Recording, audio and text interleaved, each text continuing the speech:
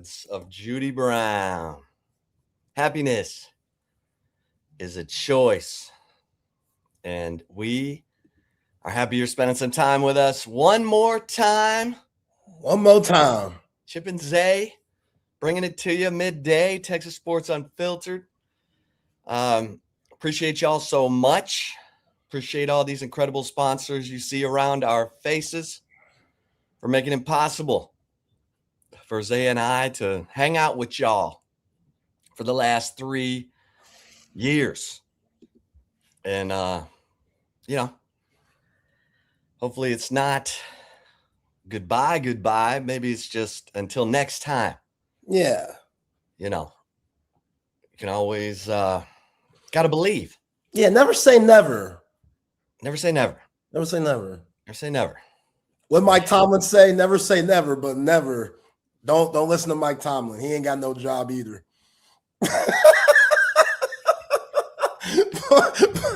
Shout out to Mike, man. I love you, Mike.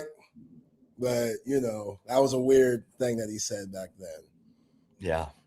Well, Zay, let's see, 3 years ago, that would have been 2023. Yeah. You still in your 20s then? No. No.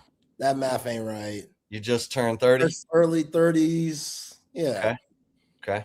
Boy, about to be 35 next week. That's crazy. Okay. It's crazy. Don't feel it, but feel it. Right. I feel it. Them knees. We got to get you on those Humann products. For sure. I'm already on them. Nah, don't. You know what I'm saying? Yeah. You're going to have me flexing today for the last day. See? What do you mean?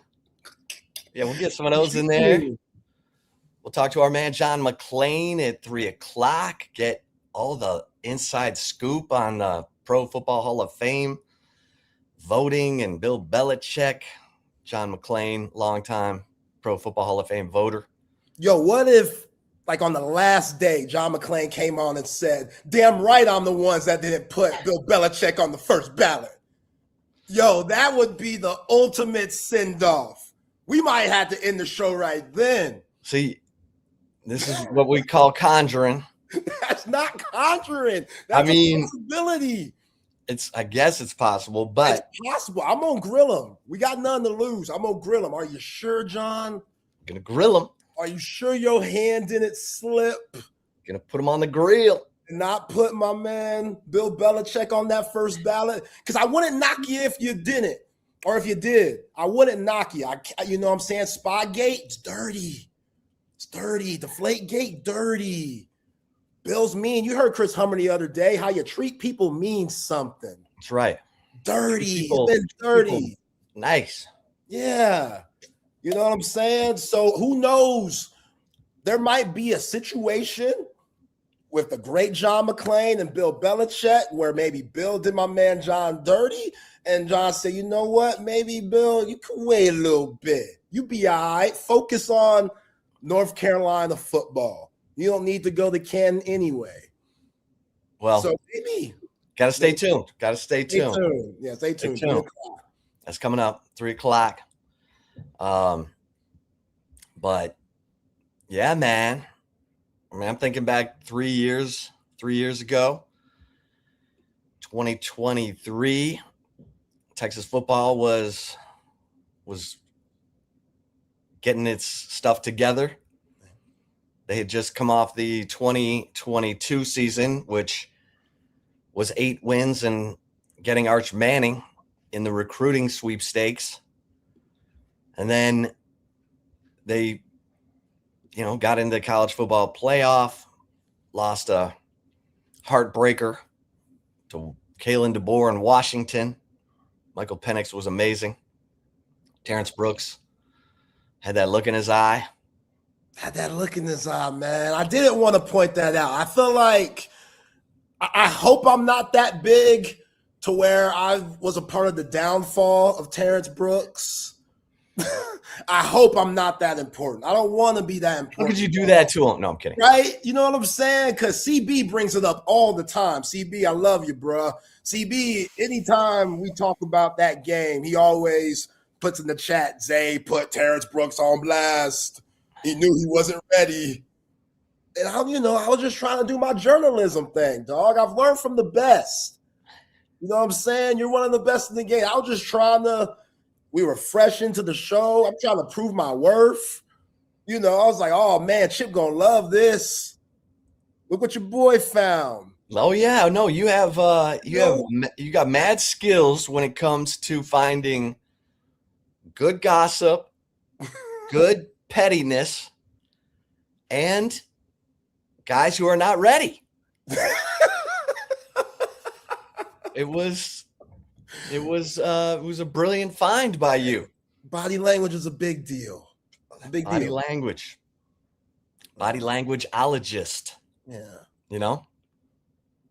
Yeah, that was tough. Terrence Brooks, man, I wish it would have went better your time at Texas. I'm sorry. I hope you're doing well now. Hope life is good. Yeah, he didn't play a lot at Illinois. It didn't get better. Can't even front.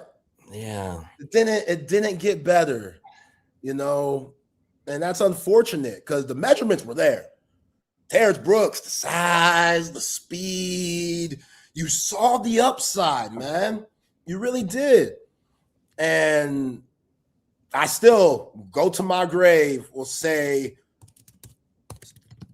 Washington might have still won it, but Derek Williams not playing in that first half, that was important, man. Just for the flow of the game. Michael Penix got into a flow so easily. And there was no stopping them after that. The CJ Baxter and Jaden Blue fumbles didn't help either, but but still, like I wish it went better for Terrence Brooks because he had what you wanted, what Steve Sarkisian talked about in the cornerback, what he liked, what was attractive to him, still attractive to him. Terrence Brooks had. Yeah. So it was unfortunate. It was that spring game, that upcoming season. After that spring game, they were like, nah, we ain't got nothing for you, bro. And just didn't get no better. Feel for him. Well, God bless him. God bless him. Hope things are better. Let's see, over the last 3 years, we learned Zay is not afraid to make bold predictions. Bold predictions. See, why are we doing this type of reminiscing? One of my What kind of favorites. reminiscing is this? One of my favorites. Okay. Well, this one still stands. You said if Rory Harmon shoots 36% from 3, Texas is winning it all. Ooh, where's she at right now? Let's see where she's at. She ain't taking them no more. She don't got to. You see Aaliyah Trump last night? Right. She might not have to shoot a 3 all season, Rory Harmon. Yeah. Oh, yeah, 40%? Oh, yeah. Okay. Oh, yeah. Don't take a 3 for the rest of the year, Rory. She is 4 of 10, 40%. No 3s for the rest of the year. We're good. She doesn't need to take them. Aaliyah Crump's back. You got that 3-point threat, Vic Schaefer. Business. We in business. Yeah. One of my other favorites was Zay saying North Carolina would go 9-3, but then he changed it. That was in April, and then in May he said they'll go 7-5. Yikes! They ended up going 4-8. Yeah. It's tough. Zay said Jaden Blue would be the offensive rookie of the year.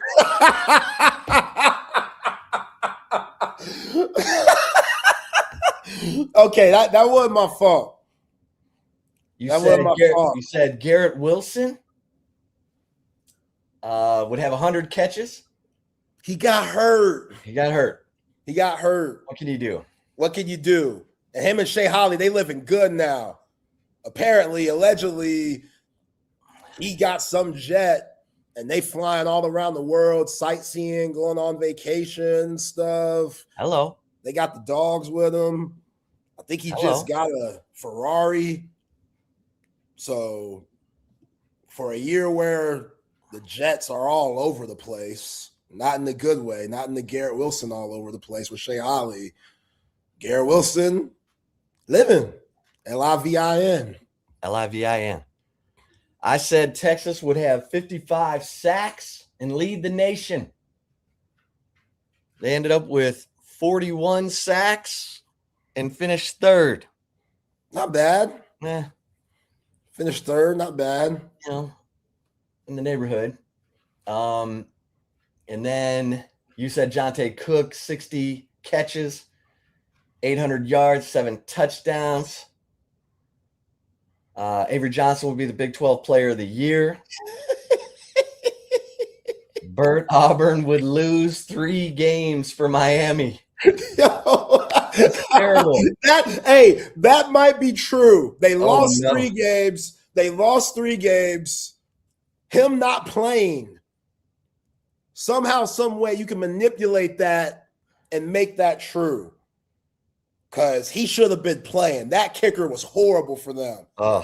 That missed those huge kicks in the natty. I'm going to miss you just firing strays at Bert Auburn. Bert, don't be on 6th Street and miss kicks, bro.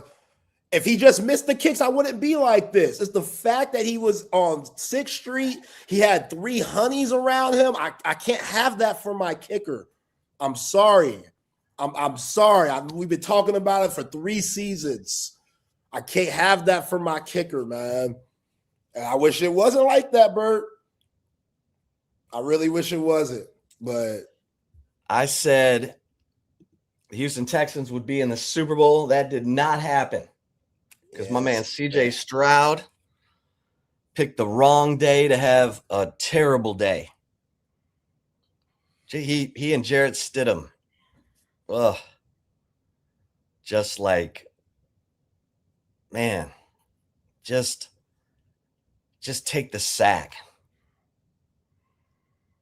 I mean, if CJ Stroud turns it over twice, maybe the Texans win that game. But 4 times. Come on, CJ.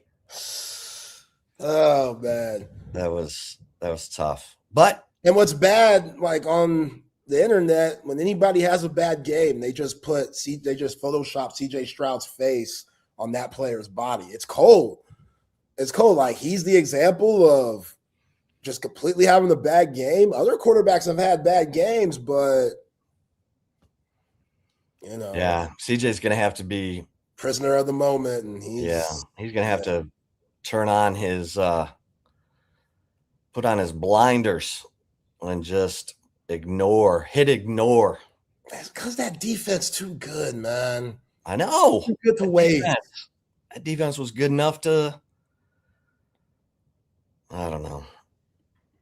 You would think CJ Stroud could or should be further along than Drake May, but May's got better offensive line, better running backs, yeah. Ramondre Stevenson and Travion Henderson. Yeah. And he's got former Texan receiver Stephon Diggs.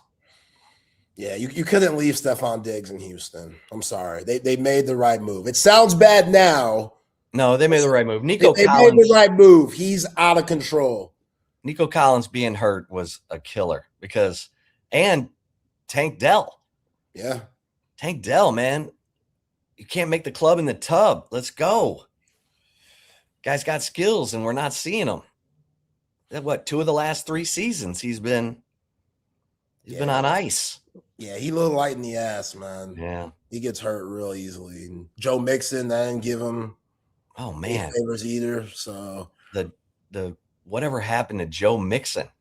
And then when I asked McLean about Joe Mixon, like, is he in the Mixon next year?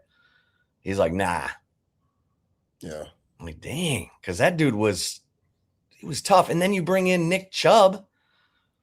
Nick Chubb he wasn't even the guy. Oh, it's almost time for him to wrap up this career. Nick Chubb, he's a third string back, good guy in the locker room type of player now. Maybe 1 or 2 games, he'll give you 80 yards or something. Maybe a goal line TD, 4th and 1, 4th and 2.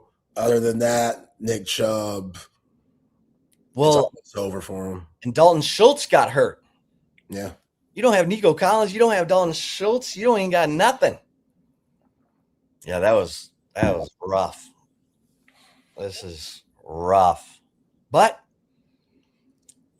Dallas Cowboys. No, never mind. Wow, man. I mean, that's just heartbreak. That's just heartbreak. What, for the Cowboys? Last 3 years, yeah. I mean, Christian Parker, new defensive coordinator. Yeah, how you feeling about that? Hey, bring him planning in. the parade? You planning the parade after that? I mean, I'm going to have to see some things. You still need the Jimmies and the Joes before the X's and the O's. So we'll see. We'll see. 3 years, last 3 years, we saw your practically kinfolk, Rodney Terry, become the head coach at the University of Texas and leave that job. Leave that job or get the boot. Or get left. Get left out of that job. Which is so interesting because him and CDC and a lot of people around the program still have a really good relationship to where he's on the court, he's in the press box at football games, he still lives here in the ATX, he's doing this thing on the 4-Letter Network, doing this commentating thing. He's also a scout for the Pelicans, so he kind of kills 2 birds with 1 stone. When he watches and commentates these games, he's also scouting at the same time because he has to give his analysis as the color commentator and stuff. So RT's in a good spot. And that buyout wasn't too shabby either. Yeah, $3 million. So RT chilling. You gotta make that last. You gotta make it last for sure. Which you can do. Yeah, he ain't gonna have no problem with that. Yeah. Like it wasn't like he was jobless before, you know. He was head coach at other places. Right. UTEP, they're paying him a good chunk of change. Fresno State, same thing. He's not even married, is he? I want to say he got a boo thing, but I really don't know. Okay. Has he got any kids? I don't think he. No. RT. He's RT, man. He's got his money. Yeah. It's good. Yeah, that's my guy, man. Yeah. Yeah. I don't think he was happy with us last year, but you know. But he respects it though. Right. He has to respect it. You know what I'm saying? Like, what was there? I'm sorry, but besides Trey Johnson, what much positivity with the program? Okay, here's one for you. Dalen Swain or Trey Johnson? I think Dalen Swain gives you a little more. Yeah, he does. I mean, but Trey's just so young still, man. Yeah. Like that's now they got Trey Young in Washington. Like the problem, the difference between, which I was wrong about Trey Johnson and Con Knipple. I am like, to be honest, Spurs fans, y'all messed up taking Harper over Knipple. And it's just obvious. Did you not watch that game last night? Mavs versus Hornets. Knipple and Cooper Flack 49, Knipple 34. Them Dookies, white boys going at it. Rookies, 19 years old, battling. I did not expect Knipple to be this good. And a lot of people did. I ain't the only one. A lot of people didn't expect Knipple to be that nice. Like, Harper's good. It's not like Harper's a bust or anything. Like, Harper's a good player. It's still a good pickup for the Spurs. But also, Knipple, with the way he plays, he would have fit in so much better with what the Spurs do, playing with Victor Wembanyama, playing with De'Aaron Fox. Like, you got a guy that's a pure knockdown shooter that doesn't need the ball in his hands to be successful. You know what I mean? Like, Derek Harper, there's times where Salah just standing around. If he doesn't have the ball, he's not as valuable. He's going to have to figure that out. So with Trey Johnson, he's so young. David Swain, I think, could be a decade-long player too. That's a tough one. I still say Trey, just a smidge, but I love what David Swain's been showing us lately. Like, he has upped his stock. The fact that he's starting to hit the three ball again, because he was hitting it earlier in the year, and then he went on a little bit of a drought. He's shooting the piss off the ball right now, to where, how do you guard him? Because that's what you want. If you're the opposing team, if you're Oklahoma tomorrow, Porter Moser, you want him taking outside shots. When he gets to the rim, he has a really good float game too, that I think is underrated. Like, he gets in the paint and he plays off of 2 feet, so he's not in a rush. He keeps his pivot alive, and it allows him, with his size and that added strength that he's had since going from high school to now, it allows him to get basically any shot he wants. And I think he's starting to realize consistently he can't rely on Jordan Pope. He can't rely on Mathis. He can't rely on Trayvon Mark. Those guys, Trayvon Mark the most you can rely on, but you saw what he did the other night, 2 for 13. So I think Dalen Swain's starting to realize, no matter what, I got to be the guy. No matter what these other guys do, I have to be the one. And he does it in the flow. Yeah. He doesn't just stop everything to take it over. Like, I don't even want to bring up Aaliyah Chavez.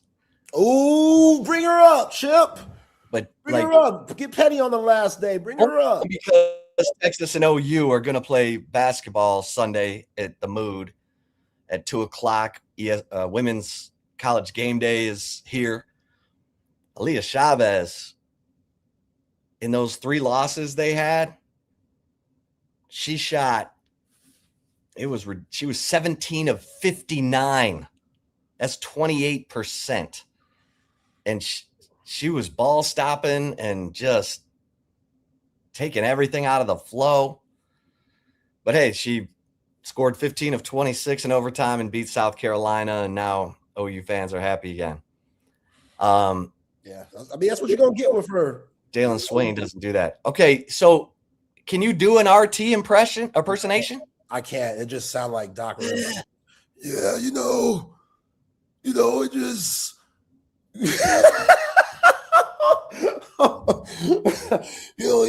he's a big time player. This guy, he gets to his spots. I feel like it just sounds like Doc Rivers, man. Yeah, it just sounds like laryngitis. Yeah, like just hella raspy. We love RT. Raspy. He does a good job with color. I've Yeah. been seeing him around, get some SEC games and stuff. His voice is so unique. It's still the same. And yeah, appreciate the love from everybody, man. Like, everybody reaching out, shouting out. I know everybody wants to know what's next. Like, I'm flattered. I appreciate y'all. We appreciate y'all. It's been a hell of a ride. We appreciate Sean Redfern, Horn Takes. That's my guy. Appreciate you, Sean. Yeah, got that alumni game tomorrow. Oh, yeah. Let's I'll go. be there. I'll be there. Be a little nippy. You better bring your jacket. Yeah. It's been a rough weather week. Yeah. So, yeah, and RIP Catherine O'Hara. Yeah. Man. Yeah. Kevin.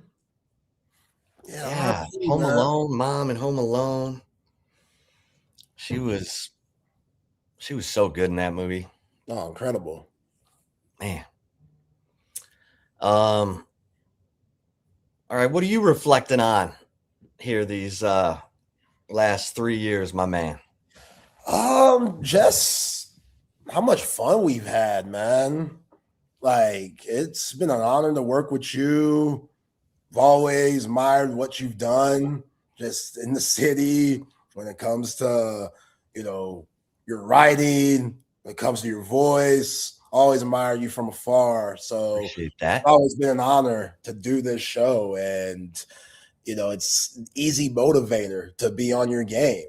You know what I'm saying? Which that's all I could ever ask for, and to have a voice out here for BK to be, just everything when it comes to supporting your boy. Like, it means the world. And that's what I've reflected on the most. Just the opportunity that I've been given. I busted my ass with this job. Love it. Yeah, you do a great job. You come in prepared. You've got really good takes. Yeah. And I know I got some bad ones too. I'm not too proud. Everyone loves when you go conjuring and just pulling stuff out of the air, but yeah, I hope that makes folks smile. And sometimes it might yeah. make folks roll their eyes, but either way, I'm good with that. Right. I am good with that. Like, I will always remember. So we had this when we went to the Sugar Bowl. and my wife and I are up in the hospitality suite watching the Cowboys and Lions, and this woman, I'm trying to remember her name. I want to say it was can't quite remember. Something old as hell. Yeah, it was like it's old, black, and southern. It's like Roshana or something. But she and her friend were setting up this birthday party in the hospitality room at the hotel. And they're bringing in all this liquor. And then nobody showed up. And her friend, she's like, Roshana was like, did you invite anybody? Why do you keep calling her Roshana? You know damn well you don't know her name. Roshana. I'm close. And her friend's like, yeah, I invited people. And she was heartbroken. So I was like, you know what? Let me call the fellas. Get them over here. And so I call, and Zay comes, and my man Trey Elling, yeah. And BK and E. Henry. And then we kind of started getting it going. and then the hotel, whatever, monitors were like, hey, this is what are you doing? Yeah, the rent-a-cops. The rent-a-cops are like, you can't bring your own liquor up in here. And the party got shut down. And Zay was like, hey, man, great party. I was like, sorry, dude. No, okay. So trust me, I helped myself. Yes, you did. So I helped myself. As you should have. They had hors d'oeuvres and different types of appetizers. So, free 99. That's right up my alley. I don't think I ever told you this, but you and Eleanor, nosy as hell. Like how y'all just somehow, fell into that. Well, she cornered Elle. Elle went to the bathroom, and on her way back, the woman was like, no one's coming to my party. Do y'all know anyone? And Elle's like, hey, why don't you call the guys? And then they were out in the hall rounding people up. So it kind of turned into a party. And then the rent-a-cops came and were like, oh, you can't bring your own liquor in here. And everything got shut down. And the fellas had come in because they were staying at an Airbnb. It was kind of a messed up deal. Yeah, that was the Gumbros trip. Yo, man, come on. That Ain't was nothing wrong with two straight grown men enjoying a bowl of gumbo together. Two different spoons, separate spoons. separate spoons. You know what I'm saying? We're trying to try different things. It's New Orleans. Yeah. It's And CB, shout out to CB, Chris Bennett, the world's greatest volunteer producer in the history of radio, who's been a part of my radio life since like 2007. And he is phenomenal as a producer and has been such a loyal listener, not only to our show, but to all the shows, and has an unbelievable timeline of history and has always celebrated my man Sean Adams. And so CB, we appreciate you so much because you're an institution in Austin radio. Sure. And that's the Gum Bros. Thanks for bringing that up because that was funny. It was something. That's my guy, man. Shout out to Trey. Oh yeah, shout out to Trey. Yeah, and that's what also I'm thankful for with TSU, because we went to some places. We're in New Orleans, we're in Atlanta, Dallas, Texas OU. Like we were outside. So I'm very thankful for that, because didn't get to go to Magic City though, CB. That's one thing I regret.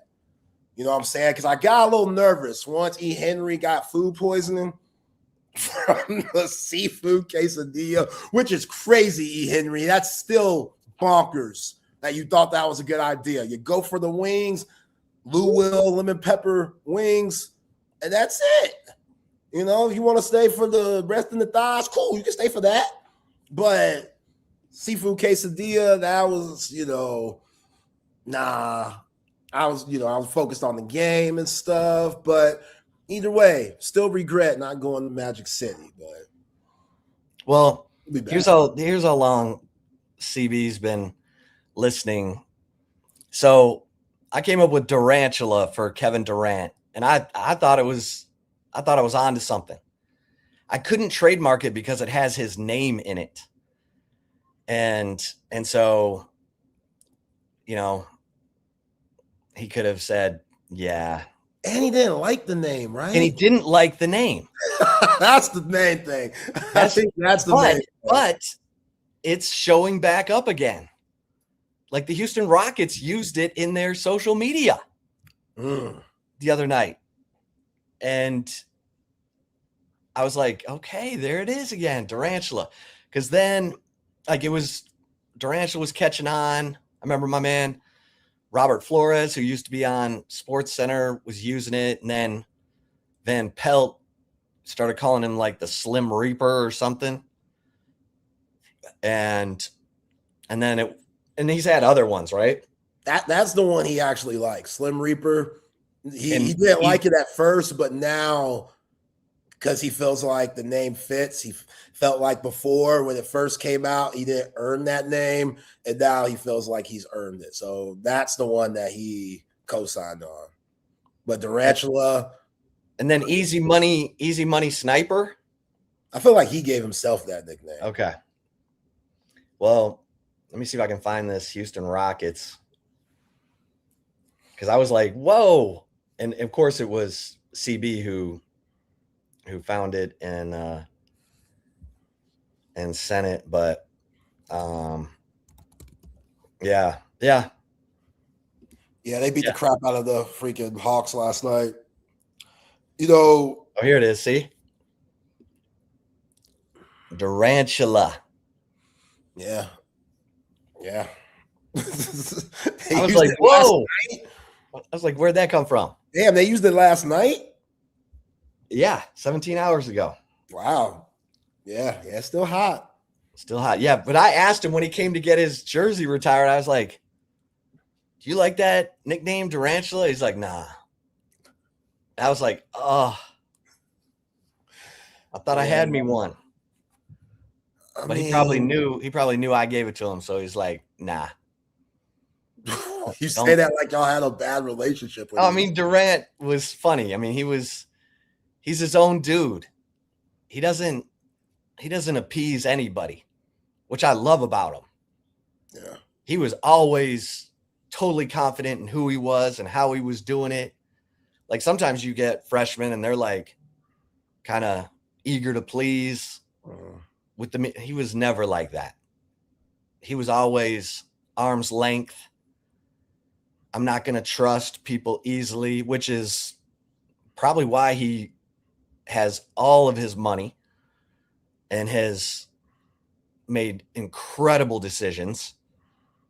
We talked about how he's invested in these companies that have gone from like 0 to 100 on the stock exchange. I mean, he's got hundreds of millions of dollars, which is not everything, but in 2009, 68% of NBA players were broke within 2 years of retirement.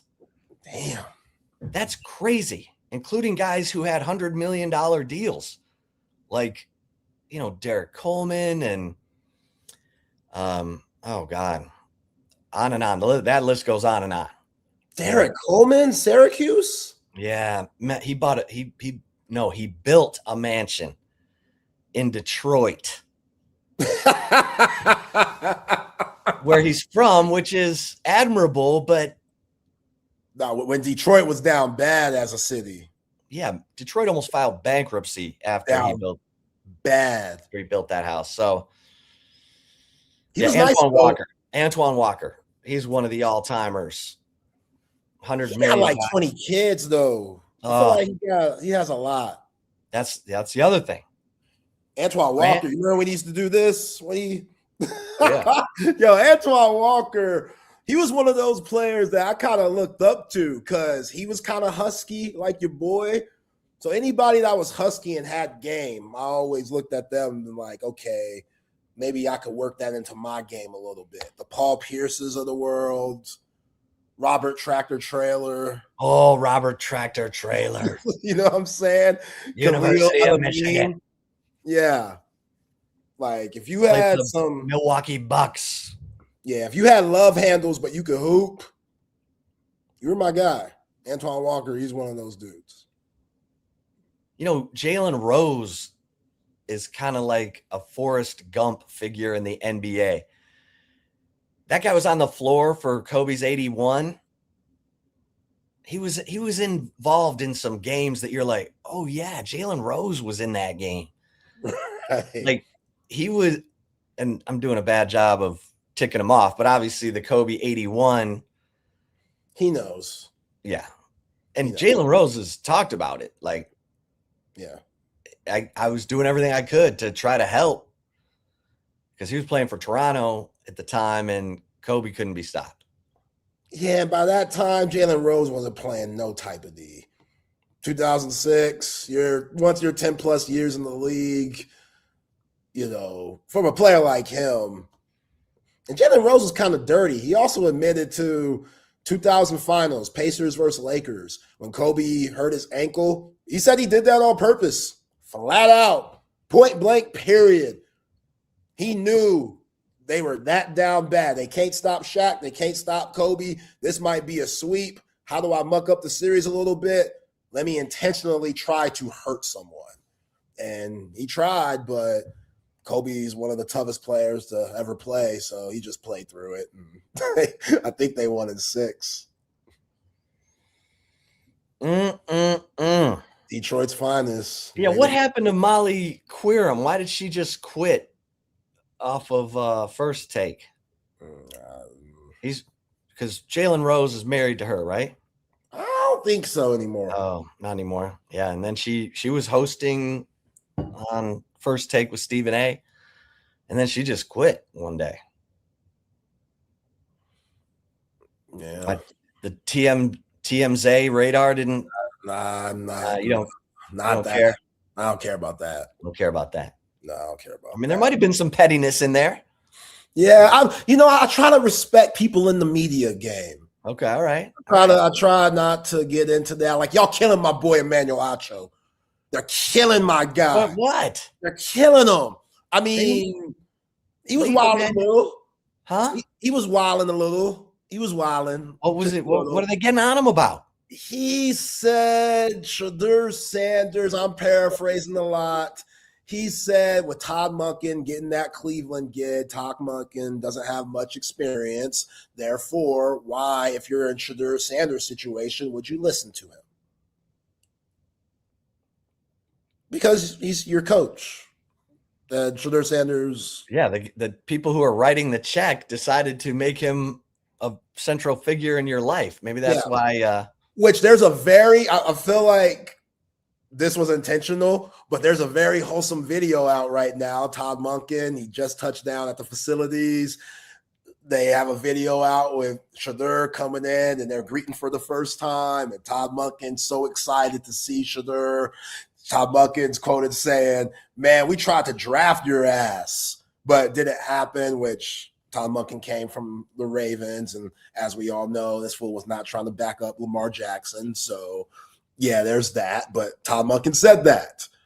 And a lot of people are tagging our guy, Emmanuel Acho, in that video. And Emmanuel Acho, he owned up to it. You know, he owned up to, wasn't the best take, but he also went through all his credentials and all his, you know, awards and success that he's had to stick it to everybody else. That's hating on him a little bit right now. Okay. What's Iacho doing now? Is he? They got a show. He has a show with LaShawn McCoy and that big time Texas fan Keenan. I don't know. I forgot his name, but they got a show where it looks like they just chilling at the crib talking sports. Okay. But, you know, him and LaShawn McCoy, they got their relationship from Fox. Yeah. So speakeasy, it looks like. Yeah. Okay. Yeah. Sean McCoy's funny as hell. He's always been funny as hell. I like Emmanuel Acho, man. He's I think he's a really big time success story. Oh, for sure. Him and his brother. Yeah. But I mean, his book, Conversations, Uncomfortable Conversations with a Black Man, that was groundbreaking. Oh, yeah. That was groundbreaking. Like, his mind is on a whole nother level. Like, it's crazy. Yeah. What goes on in that dude's mind and his ability to articulate it. It's one of one. Yeah. Yeah. And then Sam's still playing in the league. Emmanuel's starting to get a TV career. Sam writes a book and Sam gets a TV gig with ESPN when Emmanuel was on Fox. So those Acho brothers, they go after it and they're achievers. Yeah. The Nigerian brothers always do well at Texas. Am I lying? Here we go. Man. Shout out to that crazy fool in Houston that thought I was Brian Arakpo. Shout out to him. That was one of the best days of your life. That was an amazing day for me. Horrible day for Brian Arakpo. He has no idea, but low key, he probably felt that like, whoa. Hey, whoa, what the hell was that? Brian Arakpo? Why no? Oh man, yo. But thank you. I should have gotten a 3-point stance for homeboy right then. Homeboy showed him a little bit. You know what I'm saying? Yeah. And yes, of course, he was white. He was white. Yeah, I'm sure y'all are wondering. I'll just say it. He was a white man. How old was he? Probably late 40s. Oh, hell. I thought we were talking about like a 10-year-old. What? No. 40s? No, yes, grown ass man. Was he hammered? No, he was not hammered. Stone cold sober? Stone cold sober. Stone cold sober, and he thought you were Brian Arakpo. Yes, because he saw me in Texas gear. That's it. That's what gave her the way. You know, you see any big brother in Texas gear. Is he a player?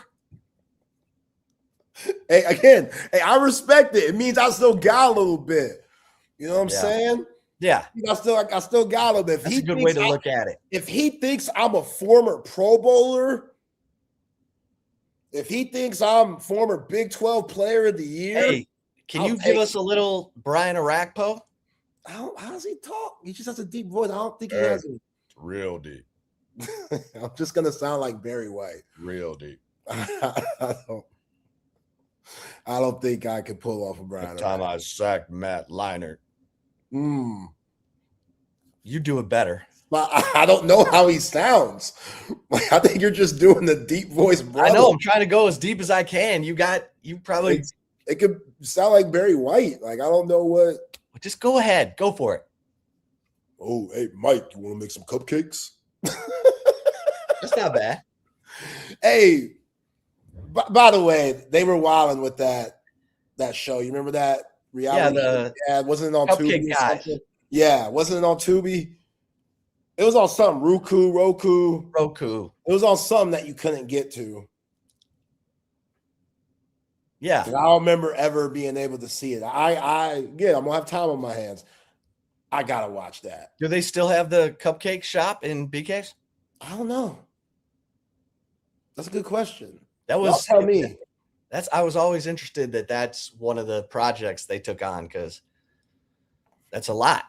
Anytime you're in the food service business, you got to be in there 24/7. You got to make sure everybody's on point. People aren't stealing from you. Because anytime you're in the food service business and it's over-the-counter cash, you got to watch. You got to make sure that take it from, God bless my dad, RIP my dad, who was a surgeon and then got into fast food and was doing great with it as long as he was in the burger joint. And then when he started trying to hire people to run it, they stole him blind. I'm like, Dad, you got to be in there. You can't hire people. And that's tough. That was rough. Were the burgers good? Yeah. It was called Hot and Now. And you could get a burger, fries, and a drink for $1.39. Wow. And so it was in Michigan, in like Rust Belt, hardworking, auto. So it was very popular. And there was a line around the building. And they were like Chick-fil-A is now. They get you through in like 2 minutes. You'd be like, oh man, that line's so long. But then it's moving. So yeah, they killed it. And then the guy who got him involved is like, I'm selling this. This guy had made a fortune in Wendy's and he sold it to Pepsi. And it was going to be Pepsi's burger addition to KFC, Taco Bell, and Pizza Hut. And the guy goes, you need to get out because they're probably going to screw this up. And my dad's like, oh no, I'm staying. I'm making all this money. And they screwed it up and it all went to hell. And I had to move back to Michigan and help try to get him out of it. But anyway. Damn, yeah. I didn't know that. Oh yeah. So for 6 months, I was working in those burger joints, took a leave from my job as an Associated Press reporter. Because my dad tells me, like at Christmas, he's like, if I don't get rid of these things, I'm going to go bankrupt. I'm like, what? This is like 2005. No, 95. Yeah, I'm about to say, I can't be right. 95. And I'm like, you're going to go bankrupt? And So I'm like, well, hell, I'll come home. I'll try to help you. And that's when I got held up over pickles. Stop playing. Oh, yeah. Oh, this is all true. So it's snowing and I'm at the window. And the reason they could get everybody through so quickly is things were pre-made. So like there were no special orders. And this dude he's like, I want a double cheeseburger and I don't want no pickles. And I'm like, I'm sorry, sir. That does come with pickles. Would you like? He's like, I don't want no having pickles. And he drives to the window and has a gun. And it's like right in the window. And I fell backwards. I just fell to the ground. And my man, Alvin, who's on the grill, yells, gun! And everybody hits the deck. And this guy yells, next time, I don't want no effing pickles. That's insane. And I'm like, I go, we're going to shut down. Because it was late already. It was like, we were probably 30 minutes from closing anyway. And I was like, done. Because I'd already been there, 4 months trying to turn this thing around. And that's when I called the guy who got my dad involved. I read him the numbers. He goes, you got to get out. He goes, you got to get out. I'm going to give you the name of a guy. He might take them off your hands if you give him Benton Harbor, because Benton Harbor was the most lucrative of the burger joints. And thank God the guy took them. And I told my dad, I go, Dad, we're done. Ron Kintner's going to take over the burger. He's like, what are you talking about? I'm like, we're done. Yeah, what? We are done. Man, they stuck you up for some pickles. I mean, Oh my pickles God. nasty as hell, but Yeah. I ain't pulling the heat out on nobody over some Oh my pickles. God. I was like, I thought I was dead. Yeah. I thought I was dead because Benton Harbor is tough. That is a tough town. It had like the same crime rate per capita as DC back then. Oh, man, what? Oh, yeah. Look it up. Yeah. Benton Harbor, tough town. Industry town. Woo! Yeah, that was tough. So I know about the food service business. Didn't want to know it, Yeah. but that's how I knew it. Yeah. God, damn. Yeah. Man. So I'm never going to look at a pickle the same. whew. And I was like, man, we should have just made a burger for him. Alvin's like, I could have made him a burger with no You pickles. go man burger with no pickles. I was like, maybe we should have. Good man burger, no pickles. Yeah. Maybe we should have. Oh, man. Oh, here we go. Rodney said, I stayed in a hotel in Benton Harbor in 93 when I went. Yeah. So Benton Harbor is real close to South Bend. And my dad had a burger joint in Niles, Michigan, which is literally 20 minutes from South Bend. In fact, we would go to South Bend to the big restaurant equipment store to get stuff you couldn't get anywhere else. And that's when I would go. I would always steal a few minutes and drive over to the Notre Dame campus and just like take it all in. That's how I know that South Bend is it's like you get off of the Notre Dame campus. It is a trash. I mean, there's nothing there. There's nothing there. Like I always feel for guys who go to Notre Dame because that campus is beautiful, the history, the tradition, everything, but there is nothing to South Bend. Like there's nowhere to go out. Now it's more progressive. I went back to a game 5 years ago and it's, they've built up some little strip malls and stuff, but man, back in 95, that was just a nothing town. Yeah, never been. I don't know why I would go if Texas played them, maybe, but I hate Notre Dame. I can't stand Notre Dame. Okay, what's the history there?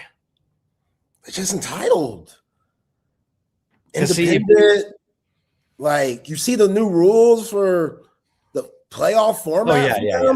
Yeah. Like, come on, what? How is that fair? Meanwhile, Texas has 8 straight games in conference, no buys. Talking about, oh, it's just the way the calendar is set up. Really? 8 straight games, man. Wow, Notre Dame's out here playing basically an ACC schedule, but also somehow independent. Can't stand them. Can't stand them. Marcus Freeman with that fake old hairline, damn it. Oh man. Oh yeah. That's the other one. Don't get Zay started on Marcus Freeman's hairline. The hairline's crazy. I'm sorry, man. I can't help it. I can't help it. It's just I'm sure that's all I think about now when I see him. Do you look at it? Yeah, but I'm like, I don't pay as close attention as you. All right. Hey, this is a big day. It's a big day. It's our last show, but we're commemorating it with our man, John McClain, who's not only a legendary NFL insider, who is a Pro Football Hall of Fame voter. We'll talk about that in a minute. He's a Hollywood actor. He has told us about this documentary that he's been making, and I'm going to let him tell you about it because it's groundbreaking stuff, and it premieres tonight. John, congratulations. Well, thank you. First of all, I'm bummed that it's the last show, but I was thinking how many places I've been on with you over the last 20 to 25 years. So I'm sure we'll be on another one. And I always appreciate you guys having me on. I always have a blast coming on with you. Anywhere you go, if you want me, just let me know. You know it. Thank you, John. The PVIL story, separate but equal, is about the Prairie View Interscholastic League, which was the all-black high school organization from 1920 to 1970 in Texas. And it was all-white University Interscholastic League. And they were independent of each other for all those years, and until LBJ signed the Civil Rights Act in 1964 that led to the UIL absorbing the PVIL. So our documentary, directed by Mark Burns, the executive producer, Scott Nethery, and the guy that's done a lot of work, the producer, Rob Lynch, and I've been working on this for over a year and a half, and we're really proud of it. It's going to be available right after the Super Bowl. And we have a company, we're going to try to have it in theaters plus streaming rights, but right after the Super Bowl, it'll be really easy. It's it's maddogentertainment.tv. And if you click on that right after the Super Bowl, you can see it. And I asked the director, I said, how come did you come up with Mad Dog? He said, because when we were driving.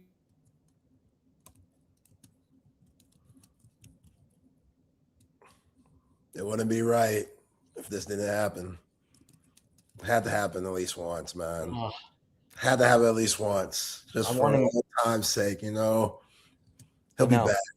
I want him to. And director Mark Burns asked me, how'd you get the nickname The General? And so I told him when I was growing up in Waco, my nickname was Mad Dog. And I didn't think anything else about it. And then he thought that'd make a pretty good name for a production company for our documentary. So we're going to have like 300 people. We're going to have people who are in the documentary, a lot of former NFL players in the Houston area are coming to support us. And we're really looking forward to it. Mark Burns, the director, he's been working around the clock on editing. If you think about it, people don't think a lot about how much goes into a documentary. You know, you need tape, you need pictures, and then you got to edit it. You got to have a screenwriter.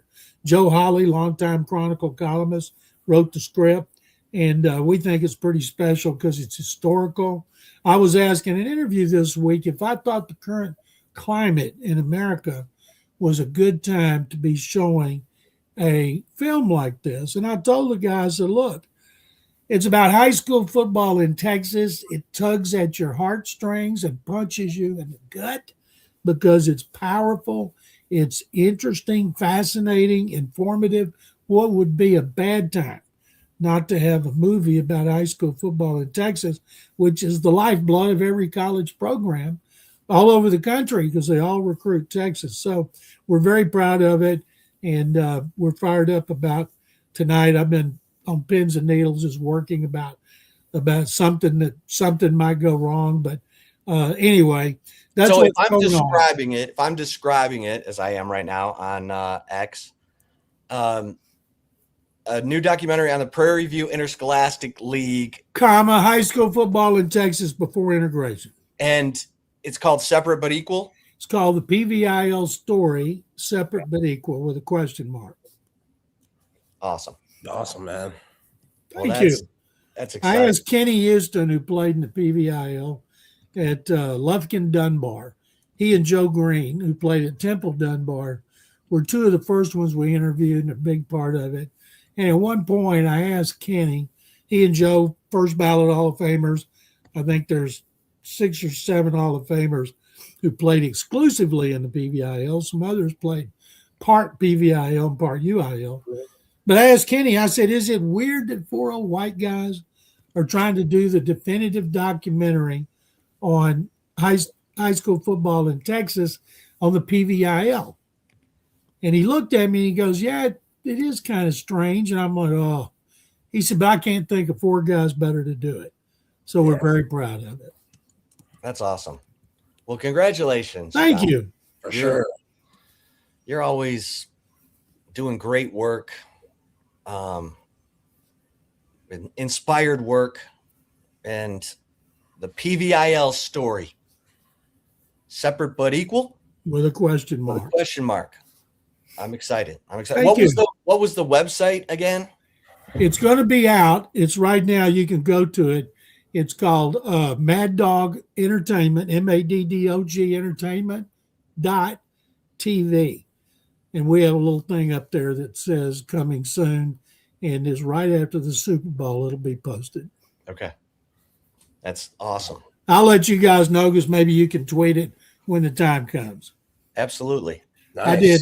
It worked out great that Bill Belichick didn't get in the Hall of Fame because I had 19 radio interviews over 2 days and TV and podcasts. And I said, sure, I'll do them, but I also want to plug my documentary, so they all let me. And so I got to plug it while I was trying to explain why Belichick didn't get in the Hall of Fame. Well, go ahead.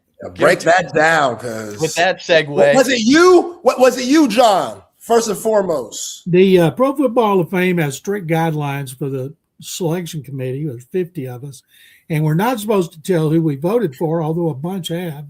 And then we're not supposed to disclose anything that goes on in our 9-hour meeting. In this case, it was, I think, June 13th, we had the Zoom and spent 9 hours determining who was going to be finalists. We don't know.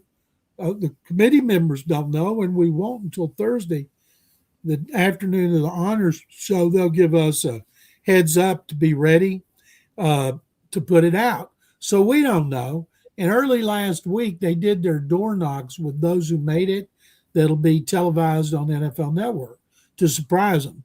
But they also called the finalists who did not make it and informed them. And when they told, like Bill Belichick, they didn't tell him who's in or who's out except him. So somebody from his group, I don't think it would have been him, but somebody he told, and with his blessing would have told ESPN that got the big story. But somebody talked to ESPN on our committee and told them things that were said in the committee. Now, the Hall of Fame goes ballistic about that because they constantly ask us, don't do it. And I don't know how you can be on our committee, which is an honor, such a privilege, such an enormous, rewarding, often frustrating responsibility that is the biggest thing you can get in the NFL. I've been on the committee 33 years. I was on the seniors committee for 17. I've been on the contributors committee the last 2. I went in the Hall of Fame in 2006. They take one writer a year. And it was incredible honor.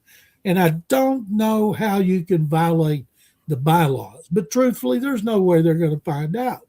And so somebody did, and ESPN broke the story. And looking back, I'm glad it got out, because if on Thursday night they announced the Hall of Fame, and if we didn't know this and Belichick wasn't on it, that would have dominated everything, not the guys that make it. And so that, I guess, was in retrospect, because you want it to be a celebration, and the people that get in are better off that all the Belichick stuff already came out, even though it'll be still a serious topic of conversation. So we don't know. And to get in, you got to get 80% of the vote, which means you got to get 40 of 50. So 39 of us could vote on for Belichick. 11 could say no, and then he's out. And we never know what the percentages are. It never crossed my mind that he was not locked. When the guy, Armando Salguero from Outkick, was making the presentation, and I'm thinking, Armando, get on with it. We don't need to hear all these numbers, because we know he's going in. It's a lock. Get on to the next one. So we were all shocked. And I imagine even those that did not vote for him had no idea he wasn't going to get in. And Mike Sando from The Athletic, who's on our committee, did a great job of laying it out over what people could have thought if they did not vote for Bill Belichick. And it started with changing of the bylaws 2 years ago by the Hall of Fame. We have no say-so. They just tell us what they are, and we go with it. They wanted to make it harder to get in the Hall of Fame. And I still think it had to do with Deion Sanders going public about too many players got in the Hall that didn't deserve it, and there should be an upper tier. And my response was, well, if we insisted that defensive backs tackle, he wouldn't have been in the upper tier, even though he may be the greatest cover corner in history. So the way it used to be, there were two seniors, one contributor, and one coach. And after those presentations and debate, we voted yes or no. And in almost every instance, the big 50-man committee rubber stamped the subcommittee's nomination. So those four were in.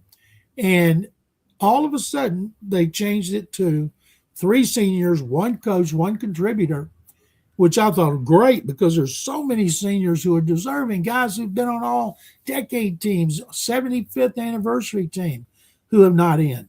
But then they said three seniors, one coach, one contributor, but you can only vote for three. And if they don't get 80% of the vote, they're not in. So last year, of the five, Sterling Sharp, wide receiver for the Packers, was the only one to get in, because none got 80% of the vote. Robert Kraft, none of those guys got in. So this year, the contributor nominee is Robert Kraft. The coach was Bill Belichick, and the three seniors were quarterback Ken Anderson, running back Roger Craig, and defensive end L.C. Greenwood. And two people who've made their votes public that they did not vote for Belichick pointed out if it was yes or no, they would have. But as it is, one of them, Vahe Gregorian from Kansas City, said he thought that the three seniors should be in, because once you're a senior finalist, if you don't get in, you may never get to be a senior finalist again. And figuring Belichick would be a lock next year. And so that could have happened. Another reason, Spygate, which he masterminded, was the biggest scandal in NFL history. Some might have thought, well, you know what? I'll vote for him next year, but I don't think he should go in on the first ballot. That could have been. Another one could have been they don't like that the Hall changed it to coaches get in immediately. That coaches in the past had to wait 5 years. Belichick's still coaching in college. And so they may have thought, I don't think he deserves it right now because I don't like this rule. And somebody else may have thought, well, I'll vote for Kraft because Kraft's about to go to his 11th Super Bowl. You don't know if he's going to be the contributor again because there's so many contributors still out there. And I'm going to vote for Kraft, and I'm going to vote for two of the seniors because I think they may never get another chance.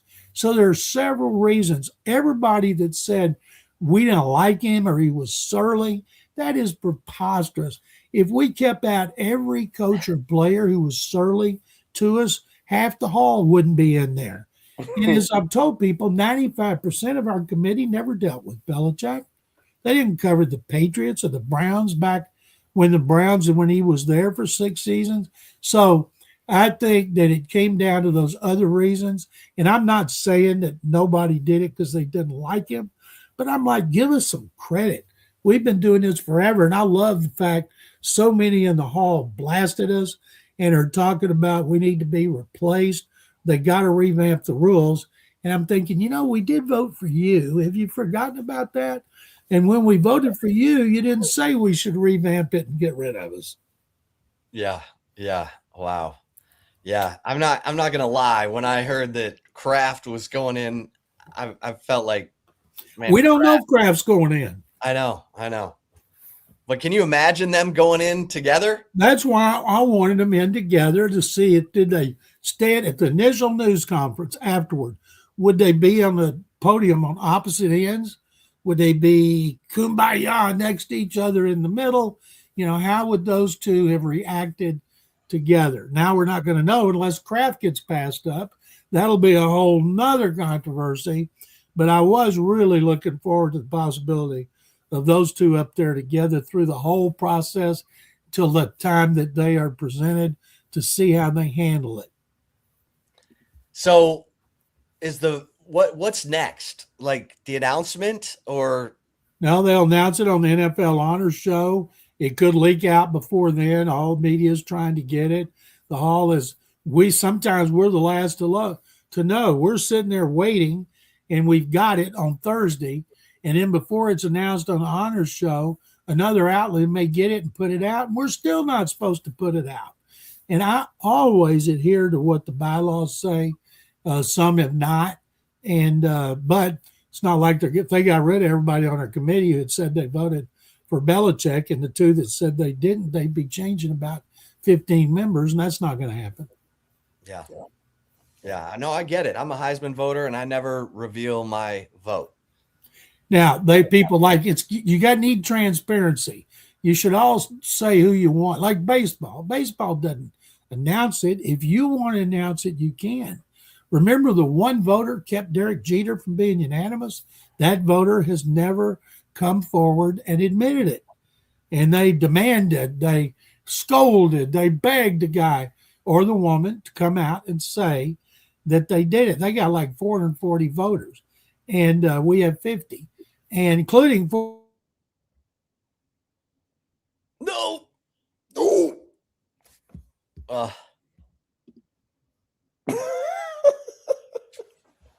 Oh man. Well, he'll be back. He'll be back. After he said the writers got him, I tweeted immediately, there's 4 members of the Hall of Fame on that committee. There are broadcasters on our committee. But yes, there are some writers too who got him. And because people don't understand, they don't know the process, and they shouldn't. The makeup of our committee, it's there. It's been tweeted out so many times. And I think now people that have come out, the two, and said they didn't, when they laid out their rulings, people weren't blasting him. The only response, and I agree with this, he should be in, doesn't matter what changes there were, he should have been the first out of this group to go in the Pro Football Hall of Fame. And I saw Tom Brady blasting us, and he said, if I needed a coach in a Super Bowl, he's the one I'd want. And the guy interviewing him should have said, well, what if you weren't the quarterback? See what his response would have been. Right. Wonder how Bruce Arians felt about that. Oh, man. Well, it is true. He never won squat without Brady. Is this as much attention as the committee has gotten since you've been on it? Absolutely. There have been other controversies. Usually it comes from cities, like if your player's nominated and he doesn't get in, the media blasts you and which is fine. We get that almost every time. Every once in a while it'll be a national thing, but nothing like this one's ever been. Now people are saying, well, if you kept him out of Spygate And people say he didn't know about Deflategate. That was all Brady. And I'm thinking Bill Belichick knew everything going on with the Patriots. And but it didn't keep me from not voting the way I wanted to vote. But they're saying, will that keep Brady out? And I wanted to say, yeah, and J.J. Watt will have the spotlight to himself, but you can't joke around about it. And, of course, I say it's not going to hurt Brady, but I thought Belichick was a lock, never gave it a second thought. Yeah. Crazy, man. John, the Pro Bowl coming up.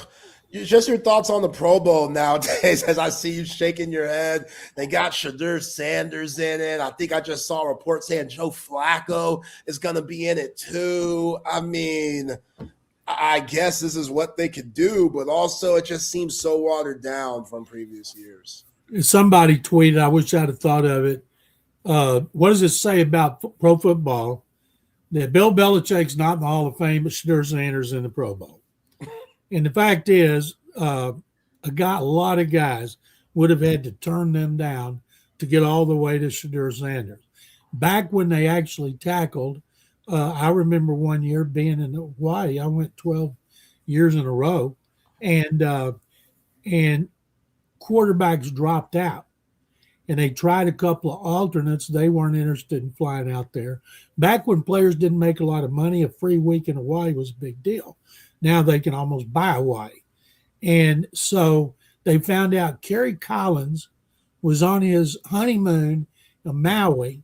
So they got in touch with him and asked him if he wanted to be in the Pro Bowl. And he checked with his wife, said, okay, so Kerry Collins was in the Pro Bowl. And when we are considering players and they go 8-time Pro Bowler, well, it's like 60 people are every year because so many back out. And so we only consider the ones who got in on the initial vote. I've never put a lot of stock in it anyway because fans vote. It's fans, players, and coaches, all pro, which has a 50-person committee, including a lot of former players and front office executives who are in the media. That's the one that counts the most, all decade teams. But the Pro Bowl, when they used to play and I didn't cover it, I watched it to see if any Oilers got injured. And once the last one went out in the second half, I could turn it off. But now I turned it on one time last year to try to get a crowd shot. And I was stunned at how many people in Orlando went to it. And I think a lot of it is because they don't have to wear helmets. They pose for pictures. They sign autographs. They play competitive things like you would in the backyard. A lot of fans like it. The kids love it. And for some reason, people still watch it and they still get sponsors. But I can admit now, the only way you get hurt is if somebody pulls a muscle. Two of the most interesting experiences I had was in Hawaii. One of them, when Lawrence Taylor went in, we were all looking for Lawrence Taylor because back then you're announced at the Super Bowl and you immediately on the next day go to Hawaii, and that's where you first do your news conference. So I was there and I was looking for him because found the others couldn't find him. Was told that he was playing golf all the time. So on the day of the Pro Bowl, I'm looking for him, and two other guys from New York came with me. We went all over that stadium. We get underneath and see this big black stretch limousine. And we can hear people around the corner we can't see cheering like somebody's there, almost screaming. So we go over and I knock on the window and it comes down. I'll never forget, there was a Japanese limo driver. And I said, is this Lawrence Taylor's limo? And he couldn't understand me. And I'm like, Lawrence Taylor. And he goes, In Sync.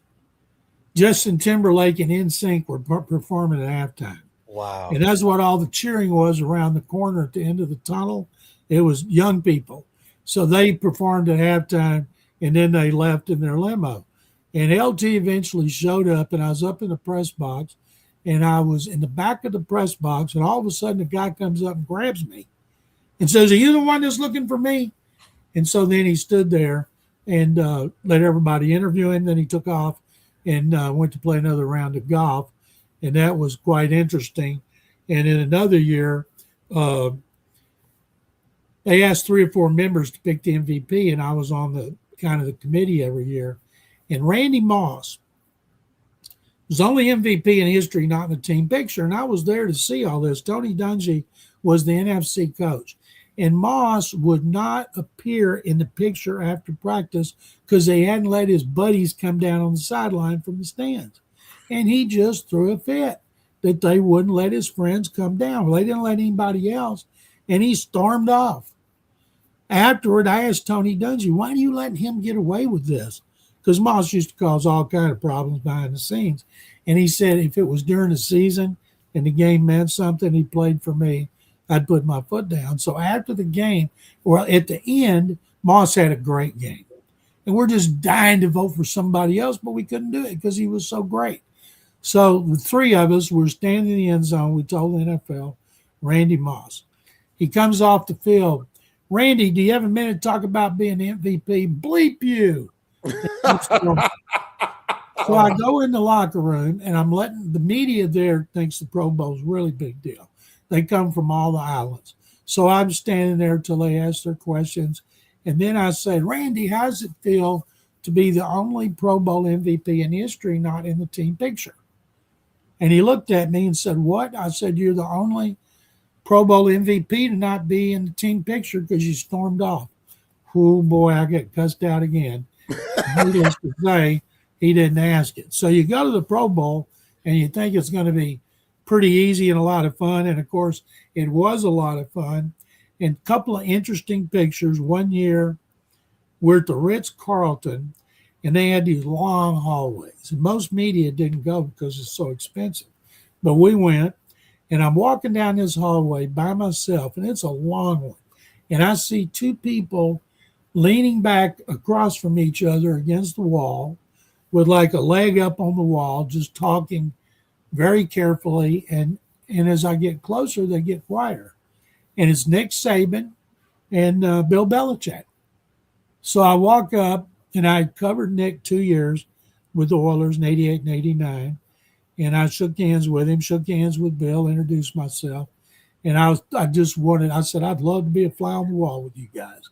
And then I walked away, and as I got farther away, they started talking again. And I thought, man, oh, man, those 2 guys in this hallway, if I had cell phones then, I would have taken a picture of them together because they remain best friends and maybe the greatest NFL and college coach in history.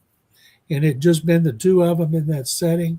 And one of the most interesting pictures I've ever had was, I didn't take the picture, but it would have made a good one, was we stayed over an extra day or 2, and we're down on the beach one day, and I look out in the water next to each other, kind of playing, splashing water, Andy Reid and Mike Holmgren. And when they came out of the water in their jams, they made quite a picture. And I thought 2 of the greatest coaches in history at that time, now it'd be even more pronounced, they were the wives were on the beach, and they were just having the best time with no pressure at all before they went home and had to start getting ready for the combine. So I had some great times at the Pro Bowl through the years. I never had any interest in going to Orlando for it. Once they took it away from Hawaii, it was never the same. Well, before I ask you for your favorite football sports movie and then maybe your favorite sports movie in general, who do you think wins the Super Bowl? Oh, I'm going with Seattle. I want Clint Kubiak, Gary's oldest son, who looks like he's going to get the Raiders or the Cardinals job. And some people are saying, well, why would he want to go to those organizations? They're terrible. But if you go to the Raiders, and Tom Brady's one of the owners, and the general manager, John Spytek, was with Brady in Tampa when they won the Super Bowl, and he was with the Broncos when Gary Kubiak won Super Bowl 50. And Mark Davis pays a lot of money. He's paying like $50 million for former coaches that still have years left on their contract. Got a great stadium, great practice facility. And or you go to Arizona, which doesn't have a great practice facility. They got more talent right now, but they've got a great stadium. But I think I'd go to the Raiders to work with Fernando Mendoza, and knowing that you could call on Tom Brady whenever you needed to, even though he's busy with the broadcast. So I don't know which way he's going. Gary Kubiak's coming to our premiere tonight. I certainly wouldn't ask him. I'm sure he doesn't know, because Clint is having his last 2 interviews on Saturday, which is allowed under the league rules. And I'm hoping it's the Raiders, because I'd love to see what he does with Mendoza. They need a lot of talent, but they got the second most cap room. Found out today the cap could go up $25 million, which is great for the players. So I'm going with the Seahawks. I think it's going to be a good game. I wouldn't mind Vrabel winning, because I like Mike Vrabel after covering him here for 4 seasons. What a great success story, but I'm going with Seattle. Okay, favorite sports movie, football related? Well, I'd like to say one of the ones that I've been in, but I can't do it because the one that I liked the most was 1971, the original Brian Song Movie of the Week on ABC TV with James Caan and Billy D. Williams as Gale Sayers and Brian Piccolo, who died of cancer, and they were best friends. And it was a story about their relationship. And they made a remake one year that they should have been thrown in jail for trying to remake that movie. And I don't know anybody that has a dry eye, no matter how many times you see James Caan in bed dying of cancer with Gale Sayers sitting there next to him. And I got one quick story that's a really good one. In the end of that, when Gale Sayers asked George Halas, the coach and owner, if he can tell the team that Piccolo had died, he walks in and tells the Bears, Brian's dead. Brian Piccolo is dead. I love Brian Piccolo.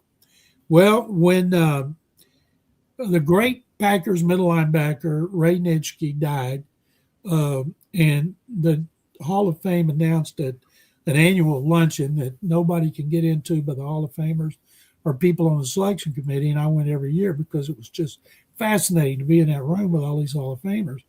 And the the Hall of Fame had a surprise for all the players. They had a video on a big screen that came down in which they just said they're going to name that luncheon the Ray Nitschke Memorial Luncheon. And Gale Sayers gets up, walks to the front of the room, and says, Ray and I were really close. Ray's dad. I love Ray Nitschke. And I'm like, holy bleep. That's almost the same thing that he said in the movie when Brian Piccolo died. And being there for that, and we couldn't write what was in there, but they always said, you can't write it, but they didn't say you couldn't say it. And you talk about a part of history.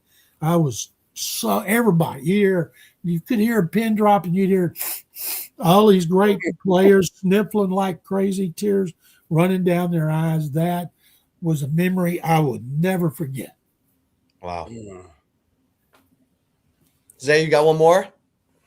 Yeah, John, I just want to say appreciate you for everything, man. I'll never forget when I told my mom that you were going to be on the show. She grew up in Houston for a little bit, and she remembered you and just all, your columns and just all the days that you put in Houston. She was like, okay, you kind of made it. You got John McClain on, so I'll never forget that day. And thank you, Zay, and tell her thanks, please. For sure. Appreciate everything, man. Thank you very much. I've had a blast with you guys. I hope we do it again somewhere else. That's right. That's right. And don't forget to go to Mad Dog Entertainment TV. .tv, and you can see it right now. And when the movie's live right after the Super Bowl, that's the easiest way to get it. We're hoping it'll be in Regal Theaters. We're hoping it'll be streaming, but we think it's pretty good. I still haven't seen it, but I'm going to see it tonight. That's awesome. Yeah, the PBIL story, separate but equal, ? About Texas high school football before integration. John, you're the man. You really are the man. You are a legend. I love the stories. I hope you're putting them together in a collection for a book. But until next time, my friend, be well. Chip and say thank you guys very much. As Brad Pitt told George Clooney in the Ocean movies, I'll see you when I see you. That's right. Amen. That's right. Appreciate There he you, is. John. John McClane, Mad Dog McClane, the General. He's got great nicknames. Yeah, really excited for him. MadDogEntertainment.tv, and the documentary, the PVIL story, Separate But Equal, will air after. It'll become available on that website, MadDogEntertainment.tv, after the Super Bowl. Yeah. He is the prime example of it's not work if you're doing what you love. Yeah. He is the prime example of that. And yeah, man, just GOAT. He's goated, and it's been fun having him on and an honor for sure. Yeah, a lot of great feedback. Double D says, John, you've been my favorite TSU guest. Thanks for the insight. Yeah. Rex says, thanks, Big John. Been a fan for years. And Jose, John is the best and a true legend. So for sure. Good stuff. Good stuff.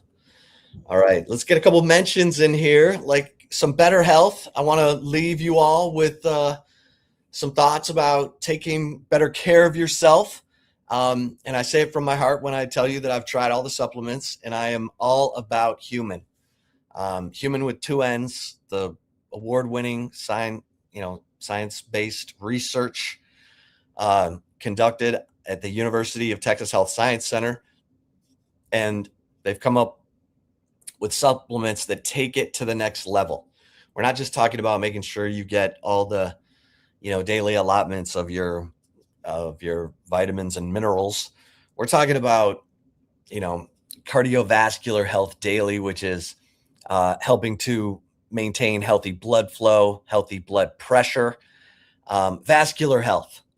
That's the key, and we need to get our heart tested, the calcium test, so we know if we have any blockage or anything like that. But the Humann metabolic health daily, which is helping with your blood sugar, and weight management, keeping you on track so that you don't end up with adult onset diabetes, and cholesterol health daily, which is accentuating the good cholesterol that you need, not the bad cholesterol.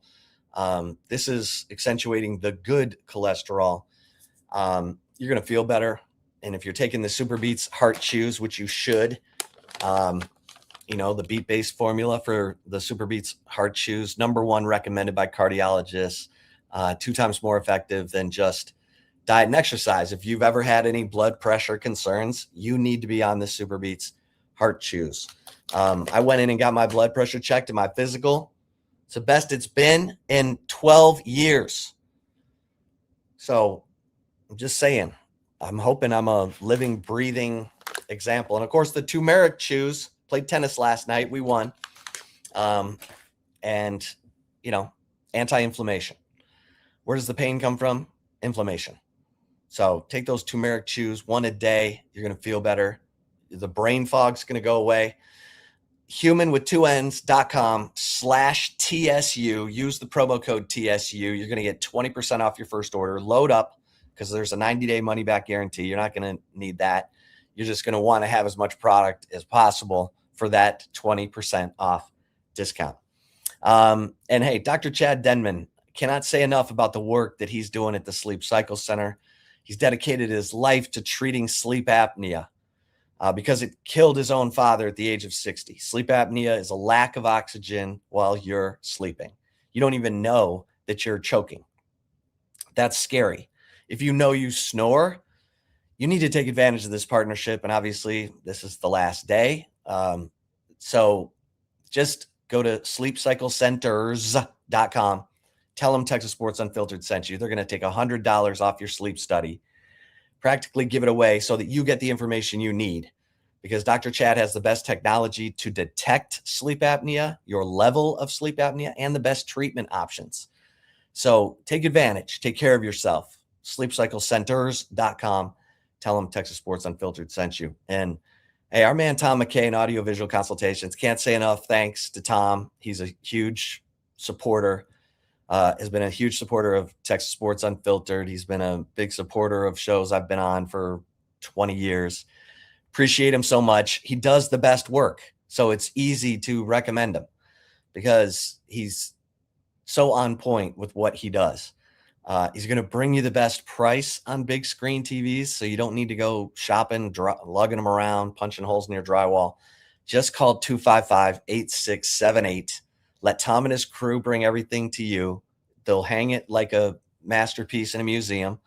It's fantastic. And you've got other things to do. You don't need to be worried about it. Just call 255-8678. You deserve that. And he can help you with a whole media room, surround sound, new lighting, electronic shades, surveillance. He's got you covered. 255-8678. And of course, Cover 3, another great sponsor. Doug Young, Matt Dodson, love you guys. Two kids who grew up in Austin with a dream of having a restaurant with high-end food without the high-end prices where you could watch your favorite team. Cover 3, dining, spirits, and sports. Great food. Had the brick chicken and mac and cheese the other day, which I love. But the brunch on the weekends, the great salads, the Allendale salad, the Sean Adams prime rib sandwich, RIP Sean Adams, thinking about you today. And, Cover 3 is just a great vibe, great place to hang out, enjoy great food, enjoy great service, and watch your favorite team. Okay, so for the chip shot today, I want to just talk about my mom for a second. Happiness is a choice. I've told this story before, but it rings true when you become an adult. But as a kid, I would be in a bad mood. I'd be complaining about something, and my mom would be like, happiness is a choice. And I'd be like, happiness is a choice. And you don't realize it until you get older, till bad things happen to you, and you can decide, I'm going to go in the tank about this, or I'm going to meet this challenge head on, and I'm going to grow from it. I'm going to welcome adversity into my life because it's going to challenge me and it's going to bring out new things in me that maybe I didn't even know about myself. And that's what she's talking about. When she would say happiness is a choice, she literally said, you can choose how you're going to live. You can choose how you're going to live today. You can choose how you're going to live the next 5 minutes. You can choose how you're going to live the rest of your life. It's your choice. And that's why I say, don't be afraid to challenge yourself. Don't be afraid to go for what you want. What's the worst that's going to happen?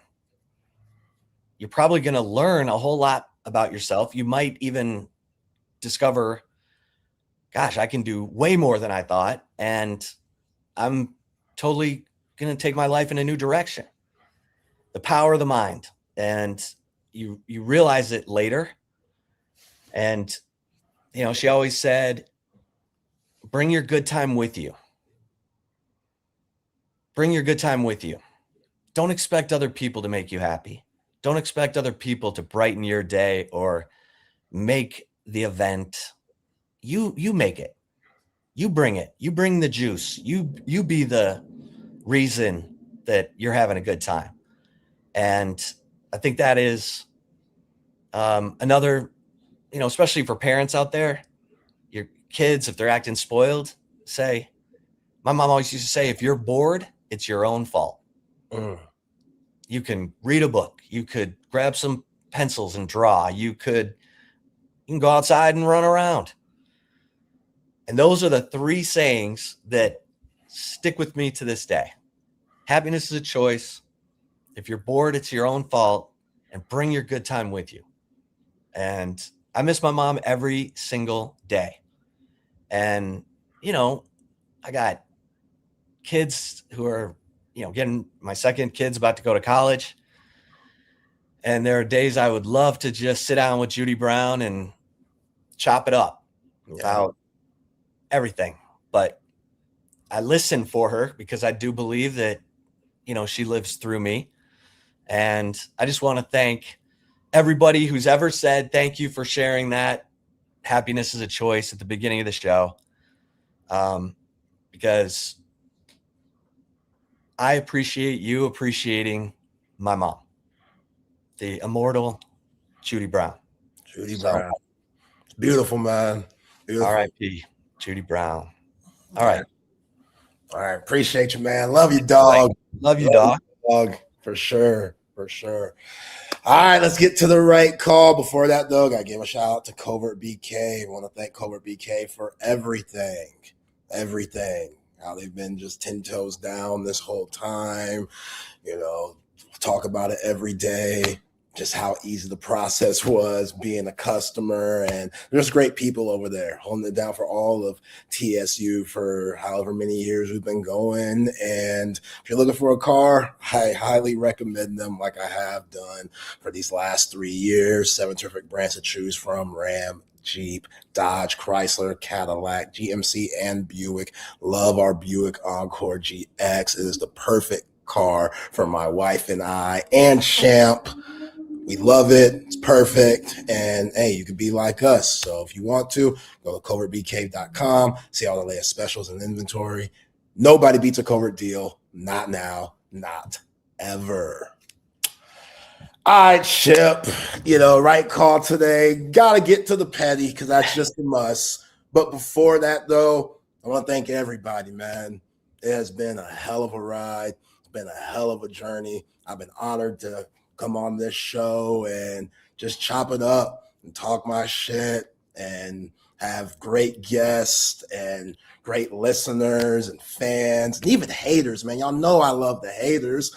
Got to give them a shout out. They deserve a shout out too. Hey, love us or hate us. Thanks for listening. Yeah, love us or hate us. You watched. Shout out to my man Peter Weber, greatest bowler of all time. I could have came on here and started singing some Boys to Men. How do I say goodbye to yesterday? You know what I'm saying? Just, this was a beautiful ride.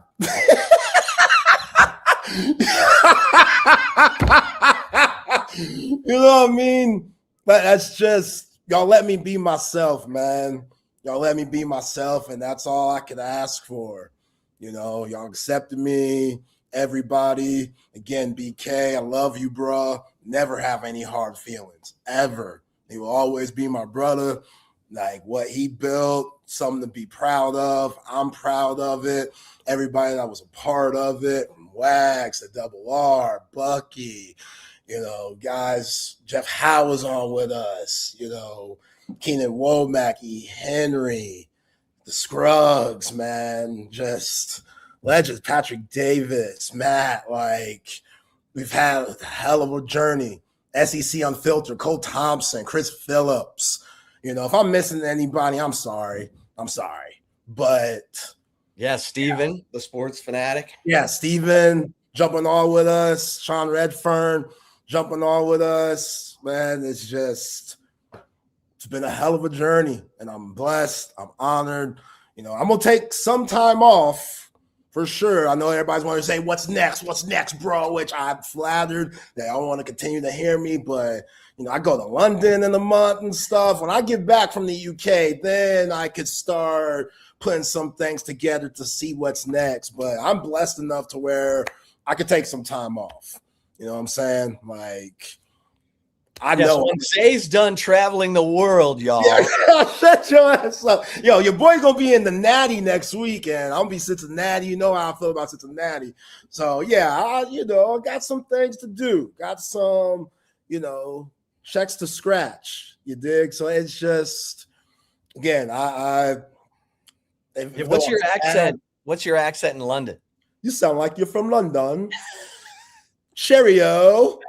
You see that girl over there? I fancy her. London. I fancy her. Fancy that. Cheerio. Oh man, I'm eating fish and chips every day, for real.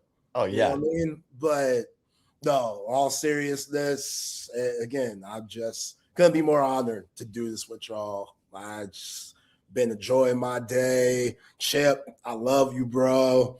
Love you, Always be my brother. Always, man. That relationship, because you didn't have to say yes, you know, you didn't have to. And BK said you recommended me, and I've always been honored for that. You could have been a few months in, this ain't gonna work. This brother crazy as hell. I don't know if I could do this. And it was just always easy to work with. yeah. And always easy. And it's always a joy and something I'm gonna cherish for the rest of my life. Life, no matter what's next. Like, I don't know what it is. I know some of y'all say you can start coaching now. Like, say, start the podcast, basketball. I don't know what's next, y'all. But either way, He's gonna figure it out in London. That's what I'm saying. I can figure out in London. It can hit me there. Cheerio. You know what I'm saying? I could be eating some of those baked beans at breakfast and shit. And, you know, who knows? Shepherd's pie. Shepherd's pie. I could hit up Mike and Brian at Ragpo. I might want to make some cupcakes. Who knows? The world's my oyster, man. And Right. I am blessed that that's a thing, because not everybody could say that. Like, I've been in the media game for a while, lucky enough to build the voice, been with some great people along the way that have shown me the ropes, that have given me so much game and knowledge. Chip, you obviously being one of them. So I take that to heart, and I don't take it for granted. And it's something that will always stick with me, that is comforting, because I know I'll always be good, no matter what. Even though this is a tough time, that's why you haven't seen much of Sad Zay, because even though it's sad, I know there's more out there for me. And I know there's more out there for anybody. It's not goodbye. It's until next time. For sure. For sure. So again, man, it's love. Appreciate everybody rocking with us, Chip and Zay, and yeah, until next time, man. Till next time. I mean, can we get the neck pillow? Just the neck pillow, it's kind of like, how do I compare the neck pillow? It's kind of like when MJ went bald. You remember when MJ had a little bit of hair and he's like, I got to go bald for the next step. It's a big part, but it's, you know, that's not the best analogy. Let me see if I can put this one. Might be over your head. You remember when rapper Nelly had the Band-Aid on the eye? When he took the Band-Aid off, it's kind of like that. Like, it's a part of me, but I'm at home, y'all. The neck pillow had a reason for it. You know, at the old station, I'm producing, I'm looking up. The neck got a little fatigued. You still have it? Yeah, it's around. You can't just run and grab it and throw it on? I don't know where. I don't know. Hold on. My wife just walked in. I'll have the OG one. This one, which was there we go. This one, Jesse's the best. Yes, she's been amazing. Yeah. So there we go. It's the same. It's not the same. It don't not fit. The same, but it's still a neck pillow. Yeah, for the nostalgia folks out there, it's still something. But I'm at home. I'm comfortable already. The whole point, like, what's great about this gig was we were able to do it from the comfort of our homes. You know, down before I could take a picture. Yeah, like LeBron with the headband. Maybe that's it too. Like LeBron. Here we go. Here's the OG. Thank you, babe. Here's the OG. There it is. There it is. This is the OG. This is OG. That's the OG. Yeah, this one, we've been through some wars together with this one. This one's seen 2021, Ice Apocalypse. Oh. He was there for that. You know what I'm saying? Plenty of Days, B&E, classics. Yeah. Good times, man. Yeah, you're going to have to send that to me. I'm going to send it to you. I can smell it from here. Now, you know what? It's not bad.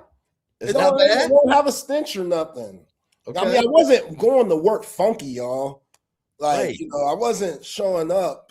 Now, there's sweat, blood, sweat, and tears, but it's not funky. I'm not a funky man. Blood, sweat, and tears. Yeah. Yeah. That's So awesome. I'll be still doing my basketball tweets when I can now. Again, I watch the games on my time because I'm not watching them all the time when they're popping off. Like, I'm gonna give my wife some grace. There's been a lot of times where I'm like, nah, babe, we can't do that right now. I gotta watch this game. Now it's, I'm still gonna watch them. I'll still be putting in my thoughts and stuff on Twitter. Follow me. Y'all see me up top right, Zay_Collier, X Twitter. But it might not be on time like normal. Because I'm ready for OU beatdown this weekend, men and women's. Men, I got no breakdown for that because that should just be an ass whooping. Like, they should be pissed off from that loss from Auburn. Women, Aaliyah Chavez, it's personal. It's personal. She said, no, I don't want to play good basketball. I want to do what I want.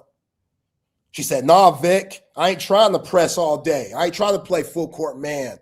I need about 15 shots a game as a freshman. I need about 1.5 mil. Vic Shaver said, no, Aaliyah, we can't do it. You're going to win here, though. Aaliyah Chavez says, that's not good enough for me. So you got to make her pay for that. You got to make her pay for that. And let her know. Yeah, let her know.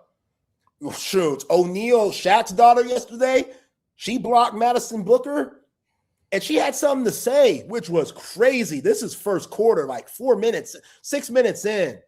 And Justice Carlton ended up getting the putback and scoring anyway, but we get it. You Shaq's daughter, you tough. She's pretty good, too. If I'm Vic Schaefer in the transfer portal, I'll take a look at that. But Miara? Yeah. She's pretty good, Shaq's daughter. But when she did that to Madison Booker, oh, man. After that, Madison Booker had that look in her eye, and that 24 points that she had last night, it was easy. And she had one left-handed finish on O'Neal, and she had something to say. And O'Neal was like laughing and shaking her head, but don't poke the bear. Don't poke the bear. She's Aaliyah 6'4". Oh, yeah. Oh, yeah.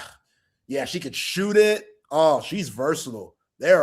She's going to be a hot commodity in the transfer portal because in Florida, she ain't getting nothing. They're like 1-7 in conference play. So now hit the portal, get that Skrilla. She's a threat. Stretch 5 in the women's game. That's big time. But shout out to Aaliyah Crump, man. I don't know if she's on a minutes restriction. If she's not, we need to jack those minutes up. Because her ability to stretch the floor changes everything for that team. And they're going to need that. That's Shaq's daughter right there. I'm showing a picture of her.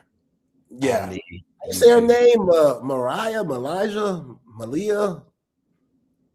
Miara? I don't know. She's Shaq's daughter. That's all Baby I got. Shaq? She looks like the mom. She's Thank God. I mean, yeah. Thank God. Yeah. Like, she has her mom's face and no diss, but Shaq's body. Yeah. Shaq's size. No diss, but Shaq's body. Hey, that's a good thing. 6'4". Right. All right, I gotta end with some petty. Okay. I gotta end with some petty before we go. So you remember Sha'Carri Richardson, track star? Yeah. She's got in trouble with the law from time to time, and she's in trouble with the law again.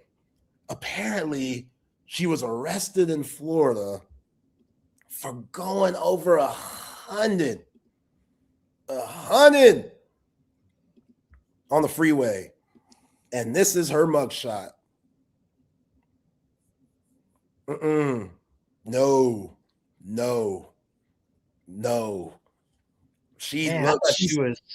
I thought she was so cute. That's the same look Left Eye had before she burnt down Andre Rison's crib. Oh, no. That's the same look. That's the same look. And you know what? I don't know why, but I believe you. Like, I don't know what Left Eye looked like, but I believe you. I believe that you have seen that look in Lisa Left Eye Lopez and Sha'Carri Richardson. Yo. So you're basically saying that we're in Waiting to Exhale. Yo, and that's my movie. You never want to be in that mode. Angela Bassett, when she burnt the car, you never want to be in that mode. Fellas, if you're pushing a woman into that, Walk away. Let your friend Zay say something on our way out. If you see the signs, there's signs. If you see the signs, just like Jordan Peele's best movie, you got to get out. Oh, yeah. You got to get out. Yeah. Fire extinguisher doesn't work. Come to my relationship boot camp. Yeah. We'll get you right. Get you right. Stranded on that island, no phones, no internet, no TV, just stranded. Just digging some fence posts together, see how much you like each other. Which I'm a little confused because I feel like you saw Tom Hanks Castaway. He was by himself and he lost his mind. Yeah, oh yeah. You can lose your mind with or alone. Yeah, so like, I don't know. Are we really solving anything by losing it on this island? Because no, we're not on an island. We're not playing Survivor. So break it down. We got 3 minutes. We're getting on a bus, a Greyhound bus, and no makeup, no. This is not a vacation. This is getting to know each other on the most basic level. Oh, thank you, CB. We got a picture of Lisa Left Eye Lopez in her mugshot. And she looks surprisingly like Sha'Carri Richardson. Oh, God. Oh, that's sad. That's sad. But yeah, you get on a Greyhound bus. You don't have your phone. You're gonna get out there and work a little bit for others and decide if you even like the person that you're thinking of marrying.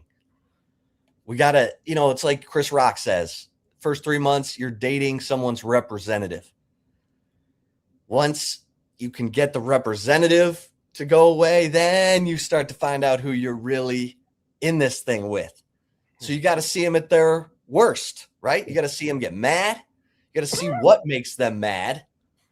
Then you got to see how they handle adversity. Are they like, oh, hell, I'm walking out? Or are they in it to win it? Are they ready to roll up their sleeves, do some work on keeping this relationship together? Are they going to be there? If you get in a car accident and you're paralyzed in a wheelchair, is she going to be the one wheeling you around? See, Joe, we got problems. You got to bite the bullet.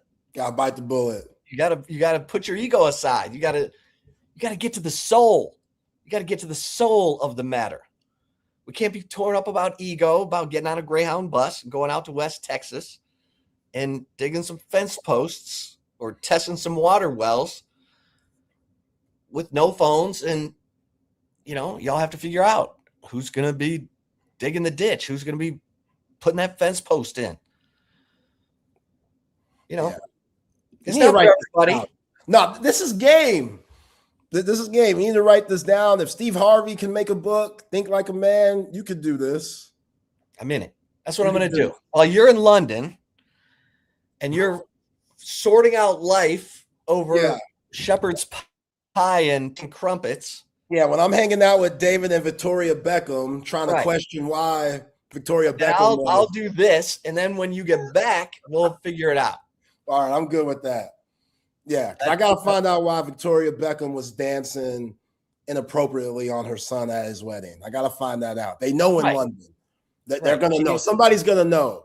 Someone's going to know. It's going to be 10 days of me searching for the answers. Hey, everybody who's watching and listening, and everybody who has watched and listened, we appreciate you so much. And hey, happiness is a choice. Be well. Take charge. Change things. As my man Sean Adams used to say, sometimes you got to look at your friends. Decide, are they the ones that really I need to be around? Because as he would say, if you can't change your friends, change your friends. So, hey. Love you guys, man. Hey, you're the man. You too, man. Love you, dog. Let's open up the gym. for Patrick and Matt. Fellas, What up, Man. guys? one last sign off. One last handoff. Appreciate y'all being our lead-in for the last year. Love getting to work with both of y'all again. I've been able to work with y'all in the past, so it's a lot of fun. I always say, Patrick. one of my favorite moments in radio was me and Zay talking basketball, and we talked it so well, Aaron Hogan had to shut up because he couldn't keep up with us. That was always fun, but I don't even remember that. we were doing a Final Four, the preview for the tournament. And we were doing it, and me and Zay were just talking ball. It was just a lot of fun. It's always fun to talk ball with Zay. So we were just having that. I just thought there's no disrespect to you, Hogan. I'm just, just laughing. So I was like, no, he was just letting us talk for like 20 minutes, and he just goes, all right. Oh, Patrick, I gotta say, I'm tired of having to, end a show and start another show. I was really hoping that we would get to just have this show. And I know that's what BK wanted, but appreciate you guys so much, and onward and upward. Exactly. And thanks everybody for tuning in. Y'all take it away. Matt, Patrick, love you guys, man. Before you guys head off real quick, I just wanted to say I didn't have the opportunity like Patrick did to work with you guys in the past. So it was, and I've known Chip for a little bit, being in the press box and everything, but I got to meet Zay for the first time, got to meet Bucky and BK for the first time, everybody at Texas OU and all that stuff. Chip, I'd followed you for forever before I even got into being in media. So it was really cool to, get to have the lead in with you every day. So I just really appreciate you guys. Wish you the best. And I hope this isn't the last time we get to do something like this. Yeah. I hope so too. Same, brother. Same. All right, y'all. Have a great show. Man. Have a great show, you guys. We appreciate those guys. Always great to hang out with Chip and Zay. I worked with Chip back at the Zone back in the day, him and Sean Adams, getting to work with him then and watching him then, and then going on to working with Zay at the Horn. But yeah, two really good guys and a lot of fun, and they had a great show for 3 years. So very cool to see them. Welcome in to Open Gym here on Texas Sports Unfiltered. Myself, Patrick Davis, alongside Matt Galatzan of Texas Longhorns on SI. And of course, you're also losing your show because you are the third member of Open Gym. 222-228. And of course, on the chat, Facebook, Twitch, X, and on YouTube. It is the final show. We are going to talk sports still, but we'll hang out with you guys as we enjoy doing with you guys. We've done for the last year. We appreciate you guys. So we love you. You were having a lot of fun yesterday. We were having a lot of fun with you. So we'll do all of that. But Mets, it's the final show. It's a Friday. You got your weekend planned out, and the next week and everything ready to go now. Yeah. Going to get some dinner with some friends tomorrow night. And then next Thursday, I'm heading to Mexico, where I will be from Thursday until Sunday. Hopefully come back, some pretty good news after that trip. My girlfriend doesn't listen to this show, so don't have to worry about spoiling anything. I actually pulled, Magic Man actually pulled, instead of reviewing my most expensive bourbon today, I actually already did that. Yeah. So I instead of doing that, I pulled my favorite bourbon review that I did from our entire show. Okay. Over the last year, and I'm going to replay that one for you guys. Okay. There we go. Bit of a flashback, because I had a completely different backdrop, and it was like, one of our first shows. So that should be pretty cool. No, it is going to be a good one. It is a open gym Friday, of course. So if you want to have a drink with us to celebrate the end of the era of Texas Sports Unfiltered, here's to you. We'll be having the show today, but yeah, it'll be there. We appreciate you guys. We'll probably get more sentimental at the end, but you don't want to start off sentimental. There's nowhere to go in it. Yeah. Unfortunately, as Chip just said, it is one of those things. If you work in radio long enough, there was always the point of like shows just change and people shake stuff up, and it is what it is. You change, and unfortunately, I've had multiple shows that I thought were really great come to ends. This is another one of them. Mm-hmm. So you get a little bit more used to it, but it still is this, Texas Sports Unfiltered and what Brad built here and everything. was kind of trying to avoid that. Unfortunately, that is the way life works sometimes. So we'll be having fun with you today on the show. I do want to look ahead, Matt, and we'll look ahead to next season because, I don't know what we'll be doing next. Taking some time to reflect and look on what we'll be doing next after this is done. Kind of seeing where we're going because it's a wild world out there. So there's a lot of options, but trying to find something instead of just doing something to do something, doing something that we think could be really good for either one of us together or separate or whatever we end up doing. I think we just both want to do things that we feel are going to be very good. And so no need to rush into anything. Yeah, absolutely. There's no need to rush. I've got some ideas. I'm sure Patrick has some ideas, but we're going to take our time and, figure out what's next, what's best for both of us. It's going to be weird not getting on here every day because this has become kind of part of my routine. Yep. And I really enjoy it a whole hell of a lot. But we'll see where it goes. I'm excited for what's next. That's for sure. I mean, I've been listening to Austin sports radio for a very, very long time. I mean, it's, I like thinking as early back to, when I was an intern at TXU Energy, like back in 2011 or something. Like I was listening to Chip on the radio via some app on my iPhone that like was one of my first ever iPhone apps. Like that's how far back I go listen to that stuff. So and I believe Sean Adams was a part of that one as well. So it was great stuff.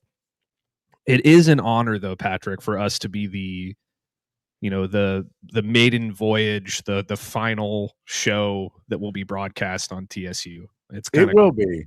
And look, we know Bucky and BK will continue on doing something, and they have another announcement coming out on Monday. I believe they're still going to use this channel to do a show in the meantime, while everything happens. So there will be things happening, and you can still get your dose of stuff. So keep checking them out because we love Bucky and BK. But yeah, I told BK when he told me, and I went, this is the second time in 18 months I'm doing the last show on a network, and it's not me, right? It's not me.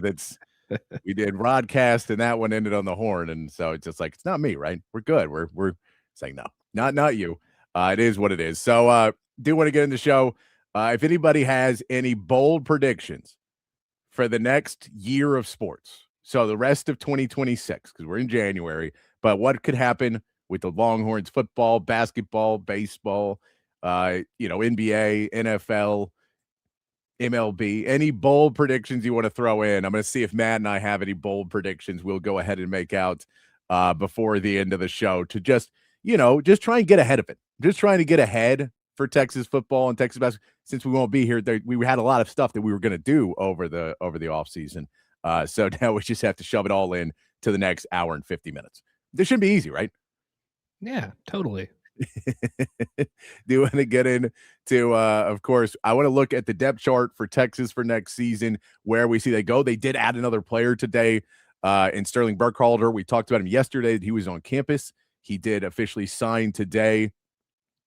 So it is that's another name that we're gonna have to throw into that depth chart.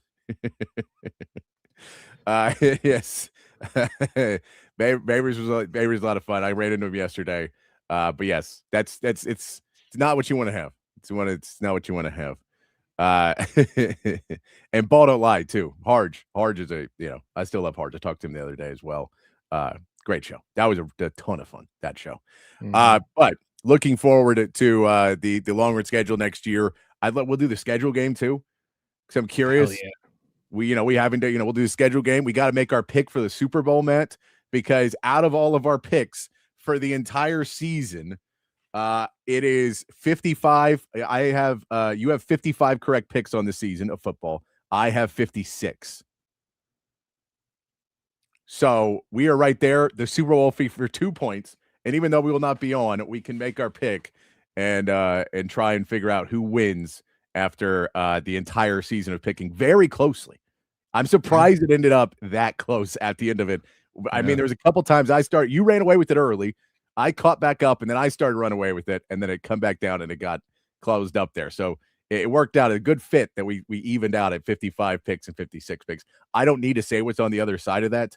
We had some difficult games, some bad weekends, but I know we got 55, 56 correct out of there. Yeah, and just so everybody is aware, we did do much harder picks than most of the other shows who did picks. We picked against the spread, and we picked the most difficult games every week. Yeah. So just want to throw that out there. We're not terrible. If you want to pick games that are easy to pick, that's a different way to do it. We went the other route to try and have fun with it. I think it was fun. So we'll get into all of that. Also talk Texas versus OU. Matt, there's finally a basketball game that I think I can say Texas should be favored in. Just handily, they're better team than Oklahoma. There you go. So we got to get into all of that today as well. But let's get into it, Matt. Let's look at that depth chart before we get into doing the schedule game here in a minute. Let's look at and kind of predict where we see everything stacking up with Texas for next season. I've got a spreadsheet. You want me to pull it up? You can pull up a spreadsheet. I've got I think the roster flushed out. I don't have it in order of depth chart, but I think the roster flushed out on here. Okay, let me get that pulled up here real quick. Oh, dude, CB, I love doing those props, but I feel like you have those are props that I would just make random bets with them. People be like, oh no, they would do research into it and all that other stuff, and you just have to go, oh, I don't have the time to research that person's national anthem time and then what they do. And especially the national anthem one seems like it should be rigged now because they do rehearsals and it's all like pre-recorded. Mm-hmm. So it's not messed up. A lot of times it's pre-recorded. So did my spreadsheet come up on the screen? I think you probably there you go. Okay. All right, there it is. There it is. Let's see if we can see it. I don't know if you see this on your phone, you may not be able to read this. But I can zoom in a little bit. But yeah, we can look over at the quarterback ranking right now. Quarterback, it feels like Arch is probably going to be the starter next year. He should be. Yes, he should be the starter. Yeah, I think that KJ Lacey is going to win the backup quarterback job. I think they want him to win the backup quarterback job. I think they're going to give him every opportunity to do so. I think then you have your clipboard holder, your veteran MJ Morrison as your third string quarterback. And I fully believe Diabell is not going. He might see the field for in the non-con against like Texas State or UTSA for a few snaps. But I do believe, barring absolute horrendous disaster, he is going to redshirt next season. Yeah, I would assume that too. And it's like the redshirt thing is kind of funny now because we see the money that's in college football now. That even though Diabell is not somebody who expects to play in college football for a long time, he expects to be maybe 3-4 years in college and then move on and not have to need all 5. I think you still see and you go, well, I'm going to get paid for the redshirt year now. So I might as well take the money. And then if something does happen, then I have all of my years of eligibility left. And if I have to transfer, I have to do whatever, I have all of these years that I can still use them instead of burning a red shirt just to play in, a couple games. And I mean, really, the reality would be, knock on wood, something bad happens where you have an extended period of time without Arch Manning. Then that's maybe your only chance that if everybody else is not able to play at the level and they just go Diabell's next level and he's playing great. But I would assume that you're looking at him not being a backup or even third string because there's no real need for him to play. Yeah, you just get him some snaps in the 2 non-con games where you're probably going to have a pretty hefty lead in the fourth quarter. I tend to agree with you. I think that, if there is some sort of long-term injury to Arch Manning, which God forbid, but yeah, I mean, I think that you decide like, okay, how is KJ Lacey doing as his replacement in this first game or two? And if that isn't going well and you still have a chance to compete for something, then maybe you could give Diabell a look. But yeah, I completely agree. So then we move over to the running backs, and we know Hollywood Smothers will probably be your lead back, as he is the most, standard running back you're going to find. Raleek Brown is then your change of pace back a little bit more. And so they're both very elusive guys. They're both out of there. Raleek Brown's going to play plenty, But I don't think he is necessarily your every down kind of let's go for it. He may be a third down back. He may be kind of whatever in realm where they want to put him in. We could see 2 tailback sets as well, Matt, with those 2 guys where they're really explosive, and you could put 2 guys out like that and just go, we've got those 2 guys and a tight end and wide receivers, and everyone can get downfield and everyone can catch a pass. And so how do you defend it? Yeah, I think that would be great. One of the things that I would really like to see is them to run 21 personnel, which is the 2 running backs from the shotgun, and maybe also have Ryan Niblett out there as kind of a distraction or a disguise or whatever. Send him in motion, then do a fake to one and pitch it to the other or whatever the case. That's something that they like to do a couple years ago. They just didn't have the personnel really to do it this year. Now that they have both of those guys, I think they'll be able to get back to it. And I know I have James Simon at third string here. I think that the behind Hollywood and Raleek is kind of up for grabs. If you can develop Michael Terry into that power back that you want him to be, then he could certainly slide in there and be kind of your change of pace guy. Derek Cooper could be in there as well, depending on how he looks in spring football. But it's a pretty deep running back room in terms of talent. It's not deep in terms of experience. So, injuries could play a pretty big role in the way this thing goes. But if both of those guys can stay healthy, then I think they'll be in good shape. Yeah, and I could see them looking to add one more if they really wanted to add a little bit more of just some sort of more comfort in that if one of those guys with experience goes down, you're not going, 0 carries. I guess 1 carry for Michael Terry. Yeah, after I said he was going to have a ton. So we have but I'm just saying outside of Hollywood Smothers and Raleek Brown, there's 1 carry for the next 4 guys. Yeah, in college football. Pretty much. So if we look at it that way, you go, there's just 0 experience, really. And it's 0 yards. 0 yards. James Simon had a little bit, but behind him, there's nothing. Absolutely. Yeah, and James Simon wasn't, he played a little in the non-con, right? And did but just wasn't really, I don't think James Simon ever looked. And we'll see what his, another year of being in the room. And then what Jabbar Jalouk's going to be able to do with that room as well is kind of interesting to see, because we know we had Tashard Choice, who we all really believed in. Then you get Chad Scott, who I still think is a good coach, but I don't know if it ever gelled right here. It never felt like he was hired because there was no one else to hire. And I don't know if that ever worked out the way it was supposed to, that they were really had the confidence in him, that the players felt good about it. Like they weren't really recruited by Chad Scott. He kind of came in later. So it just felt like a little bit more of, okay, now you get a guy in that you're hoping will be here for more than 1 year.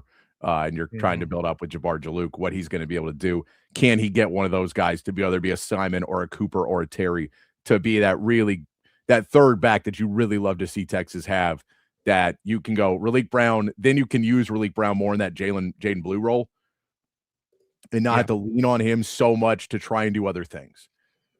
Go, we can use you and you'll be really good in what you do, but we only need you to get 6 to 8 carries a game. And we are going to use those for the most, as opposed to right now where it may be up to like 12, where you'd have to put him and play him just a little bit more and have him in a lot more in coverage and a lot more in pass pro. You'd like to have maybe somebody else in there, maybe a third down back, a red zone back that you feel better about. But I'm with you. I would probably say I would not assume James Simon would be third, even though he's playing. I would assume it would be a competition. And Derek Cooper is very much in that running for it. And what he does in non-con is going to be big, because if he looks decent in non-conference, then it's his job. They'd want to give it to him. Yeah, here's an interesting thing, too, that I was thinking about while I was assembling the step chart and going through the transfers and all this stuff.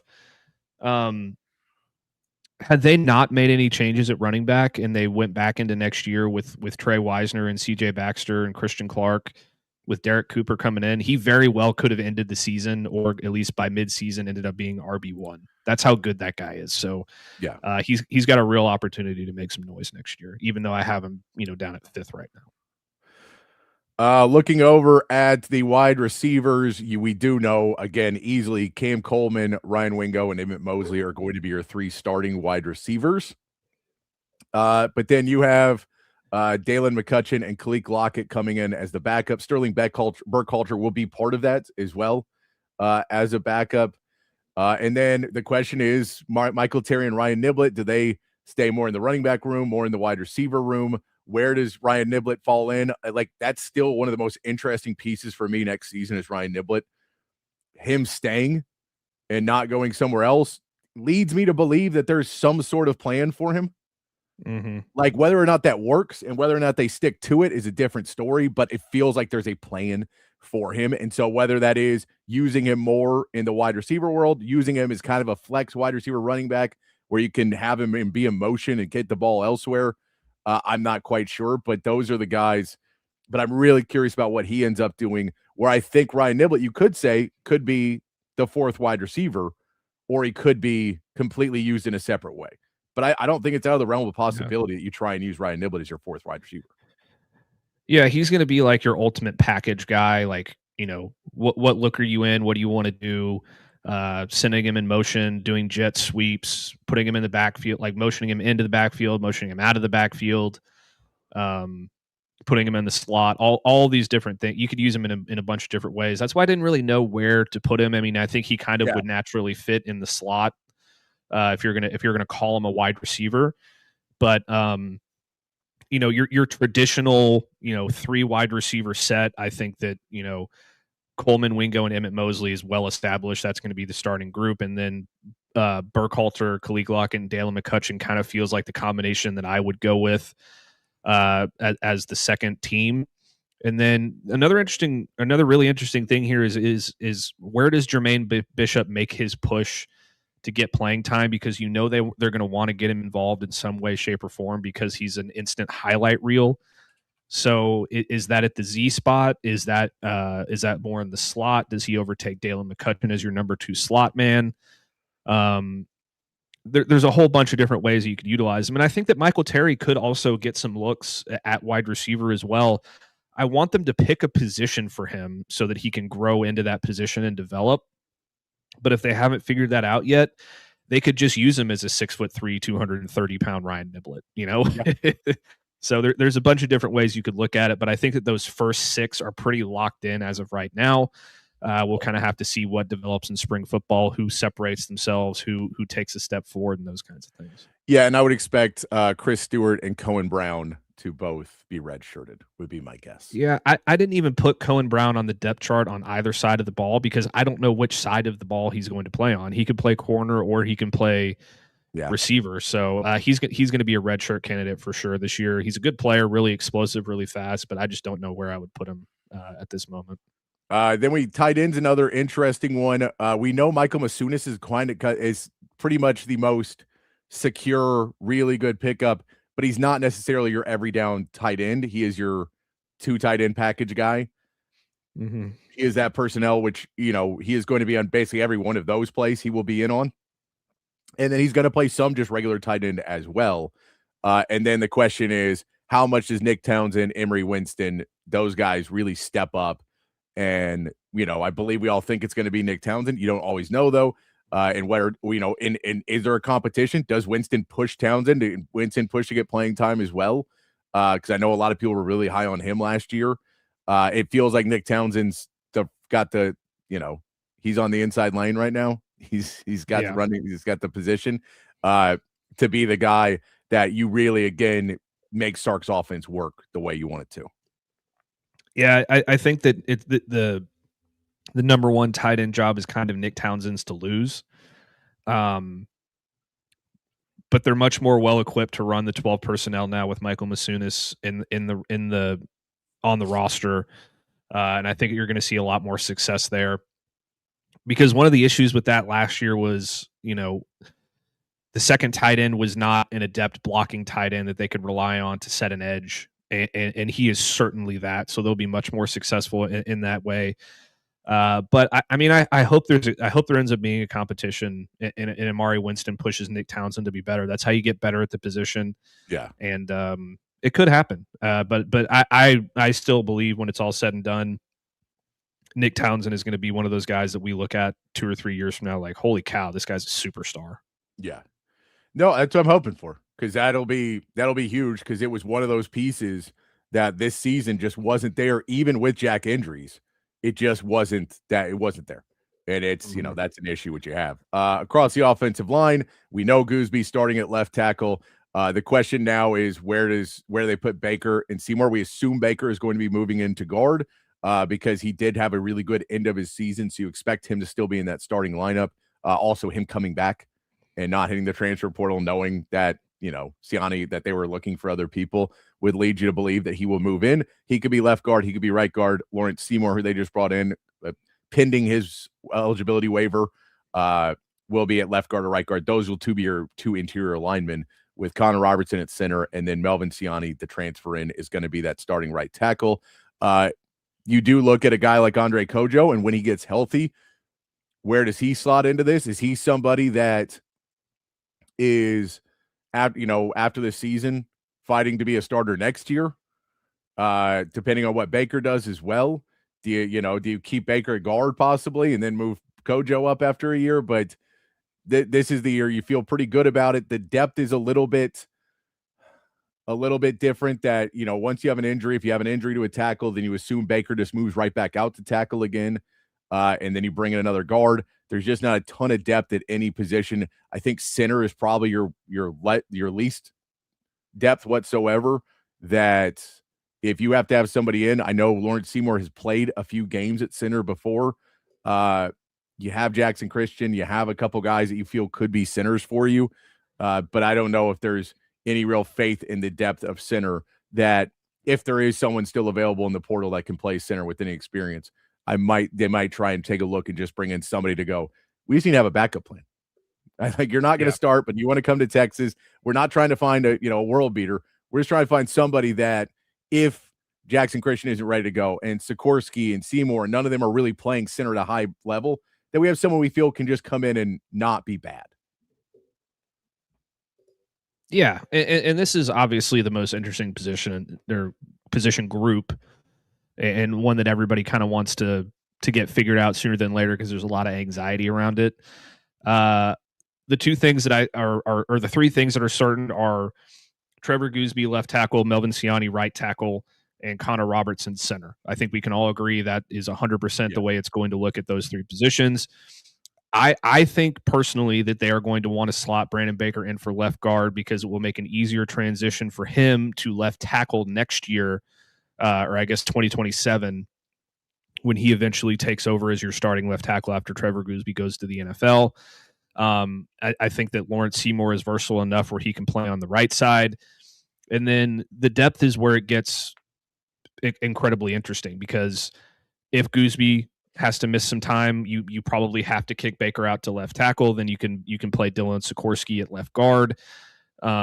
Or you could give Jonte Newman a shot at left tackle in that case. I wouldn't feel totally comfortable with that, just because I think he still has a long way to go. I think Jackson Christian is probably your best bet for a long-term answer at center after Connor Robertson. And then behind Lawrence Seymour, I have Jaden Chapman, because that's a guy that has positional versatility on both sides, and he can play inside or outside. And he's pretty good in pass protection, so I could see him sliding in as kind of a guard reserve. And then Andre Kojo at right tackle, obviously, which is where he would have probably made the start last year in Week 1 against Ohio State had he not gotten injured. But after that, like another thing that I'm really interested in that I wanted to talk about too is the Coleman twins. Yeah. Those guys are both super talented players, very big, very athletic, very strong, that they like them a lot, and they have bright futures. So, you want to try to get them some reps this year as much as you can to prepare them for the future, right? So I think the best avenue for that is Devin Coleman at left guard and Jordan Coleman at right guard. And then eventually you can get them to a point where, okay, Jordan Coleman's comfortable playing on the right side, and then you can slot over Devin Coleman to right guard in the future, and eventually you'll have the Coleman twins starting as right guard and right tackle here in a couple of years for you, and you feel really good about that. And I also think they could probably cross-train Dylan Sikorsky to play some center too if they needed to. I bet that's something that they try to do a little bit of this spring, but I would have liked for them to add another veteran piece in there somewhere to give you a little bit more peace of mind about the depth probably, but I think at the top, it's kind of top heavy, but I think that at the top you actually feel pretty good about this, and I think that this is going to be much more akin to the 2024 offensive line than the 2025 for sure. Oh, I agree. I think you do feel much better about it. You saw them get better throughout the season. Again, well, I can harp on it now. You're not going to hear me on Monday. So, again, the training this offseason, that was the biggest misstep, was really, really being super careful about injuries and going slow, that we didn't get the spring that we needed last season. We kept hearing the phrase, we got to prepare for 17 games. We have to prepare for 16, 17 games. We have to prepare for 16, 17 games. And you didn't play that. You didn't play 16, 17 games. So I think now you have to look back at it. Kyle Flood, as the OC, as the offensive line coach, has to look back on and go, I need to get my offensive line much more in shape earlier in the season, because he did coach them up. By the end of the season, the offensive line was passable. Wasn't good, but it was passable by the end of the season. But it wasn't early on. And you want to be able to say, well, you need week 1, the offensive line to be as good as they were at the end of last season. And then from then get to be a much better offensive line. But your bottom bar is as good as you were in the last game of the season last year against A&M. You have to be that's your bottom line of week 1. And by week 2 against Ohio State, you better, and by week 4, week 5, when we get the SEC schedule, you better be a hell of a lot better and really starting to, merge together. And I think you get there because, once they put in Connor Robertson at center and Cole Hudson at guard again, they were, again, not a good offensive line by any stretch, but they weren't the bottom of the SEC anymore. They were probably middle of the pack SEC at that point. And so you can start middle of the pack because you didn't go out and get Jordan Seaton and Siani and Seymour, and get 7 guys that are all going to be in there and they're all Americans. So there is still a little bit of wiggle room, but Kyle Flood's got to prove himself because he's already got, I can guarantee, every donor and booster with the text in the draft folder. I'll pay his buyout. Give me another coach. I don't care. It's all in the draft folders right now, if they haven't already been sent. So that's, we all know offensive line is what we're all going to be, just staring at the screen and, any pressure that comes through, when we run our first run play, if it's under 2 yards,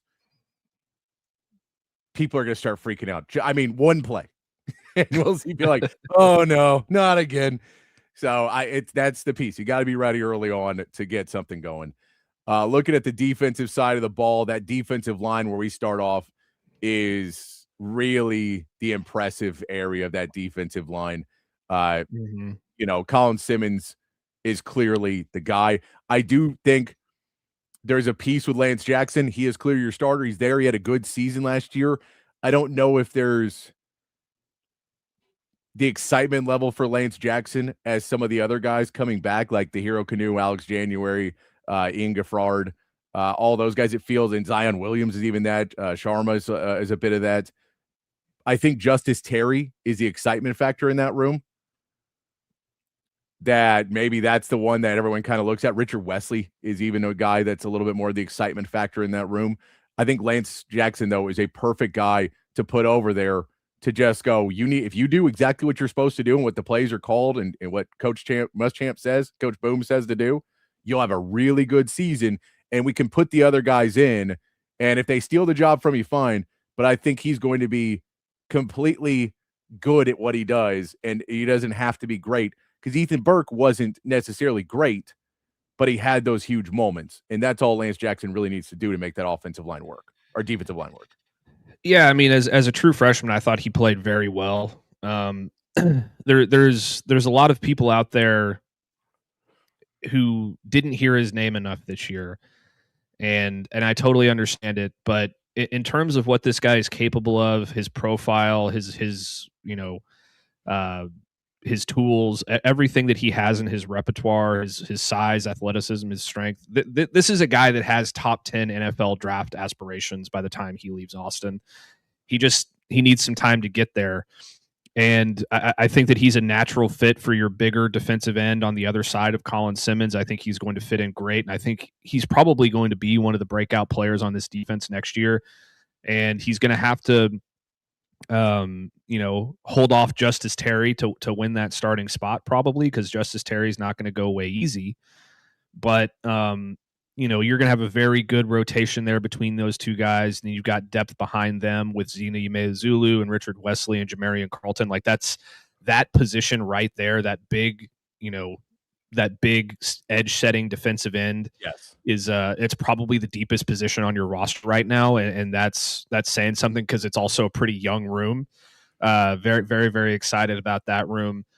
The other defensive tackle position, I have it labeled defensive end. It's supposed to say defensive tackle. I'll update that real quick. Sorry guys, I put this thing together. What am I doing? Come on, senioritis over here, man. Yeah.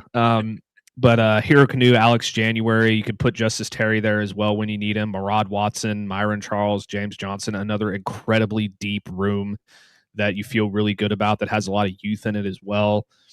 Nose tackle is not quite as deep, but you got three really talented guys there that are really big, tough, hard to move players in Gaffard, Sharman, Zion Williams. And then you look over at Buck and you're like, okay, this is another super deep, super talented room that has a really, really high ceiling. With obviously Colin Simmons is going to be one of the top two edge rushers in the country coming back next year. Brad Spence can play there in that role. Colton Vosick needs to take a step forward this year and probably take that backup spot behind Colin Simmons. Yeah. And then Smith Arogbo, an up-and-coming guy that they feel pretty good about in that Buck spot as well. So defensive line, like as many questions as you have about the trenches on the offensive side in terms of depth, no issues on the defensive line, in my opinion, in any position group. It's going to be one of the best, if not the best, in college football. No, and I actually again, the thing of we had the hypothetical yesterday, what if Quinn Ewers had come back? I think that we look at this again with Colin Simmons and you go, what his start was to this year as a sophomore, and that little bit of a sophomore slump that was just the start of the season, and then he turned back into a great player, I think is so important to what he can do now going into this season, how he prepares, how he knows how to deal with maybe coming off and having things not go his way early on. All of those pieces, it makes it feel like, no, I've been there now. And when those things happen, they don't have to spiral out of control, where it wasn't until the Florida game and we were getting our ass kicked that we really saw Colin Simmons figure it out and just go, well, if no one else is going to tackle Jaden Ball, I might as well. And he started just playing really well then because they were just running at him. Because early in the season, you could run at Colin Simmons because he was really just trying to overcommit to getting the sacks. And when we saw him fall into what he does, so that's all there. And then you add in the fact of Will Muschamp's defense and being a more aggressive defense is what we figure is going to be happening next year. And it takes all of those great positions that you have and all those great players on the D-line, and you say, now maybe you're going to be able to drive it. Like, when you see a really nice car driving and then you realize the guy who's driving it is 95 years old and he doesn't ever get that thing up over 15. And it's just rolling through the neighborhood. Just the tires still perfectly clean because he's never even got any dirt on it, and just drives it to the HEB and back in his beautiful, beautiful sports car. That's kind of what PK did at points last season. Yeah. And, he's just like, you know what? Guys, the speed limit is not a recommendation. That's a limit. So we don't have to go 25 in the neighborhood. We can go 20, and that's fast enough, and we'll be good enough. I think that now we're going to see some of these guys get unleashed. And when you have a Colin Simmons and you can't double him because you're worried about the linebackers coming for you, and when he starts to get single coverage, because they could just double him a lot last season, because you weren't worried about a blitz coming, and you knew Anthony Hill's there, but you're like, you're not sending him. They're putting him in coverage. So I think you're going to see that it's going to be night and day for him when we get to see him, what he's really able to do this season. I'm just excited to see after having that, sophomore slump that was 4 or 5 games, and then turn it around and was one of the best in the country again. I think that is going to help him immensely going into the season. Yeah, and one of the things that I'm also really excited about with the Will Muschamp defense in particular. It's something that Georgia did a lot against Texas in their matchups over the last couple of years. One of the things that gave Texas a lot of issues is when they would run that 50 front. And with the talent that you have on this defense, the ability to run a 50 front with Spence and Colin Simmons as your outside edge rushers, and then Lance Jackson, Hero Canoe, and Ian Gaffrar on the defensive line with the linebackers behind them. That's going to be something special. It's going to be really cool to watch. And So again, we're not even mentioning unlocking Justice Terry this season in that. Yeah. Yeah, we're like, Justice Terry could play any of those positions. Like Justice Terry, depending on where they put him, but his potential is, first round draft pick. And it was just last year. It took him a little while. And I think we saw the bits of it at the end of the season. And now it's just, all right, if you can unleash Justice Terry and he turns into an elite first round type draft pick, and you go, well, now you've got a first round draft pick in 2 years and a first round draft pick next year in Colin Simmons, both playing on that line. Scary stuff for opposing quarterbacks. So that's there. And then you throw in the linebackers, and of course the big pickup of Rasheem Biles coming in. That one, a lot of people very, very high on. We know we showed that the other day that On 3 had him as the way too early All-American at the linebacker spot. You bring in Justin Cryer as well. Then you also have Ty Anthony Smith and Tyler Atkinson that are two guys that you feel really good about. And Ty Anthony Smith, you're like, that's probably your, he was wearing the green dot in the bowl game. He could be wearing the green dot again next year for you. It could be, yeah. And then Tyler Atkinson is kind of, he falls in that role of, is this guy, I say pro ready, but that's kind of where we're at now. Is he college ready in year one? And how soon can you get him out on the field? He's going to play. Like we talked about some of those guys being red shirts. He ain't going to be a red shirt. He's going to play.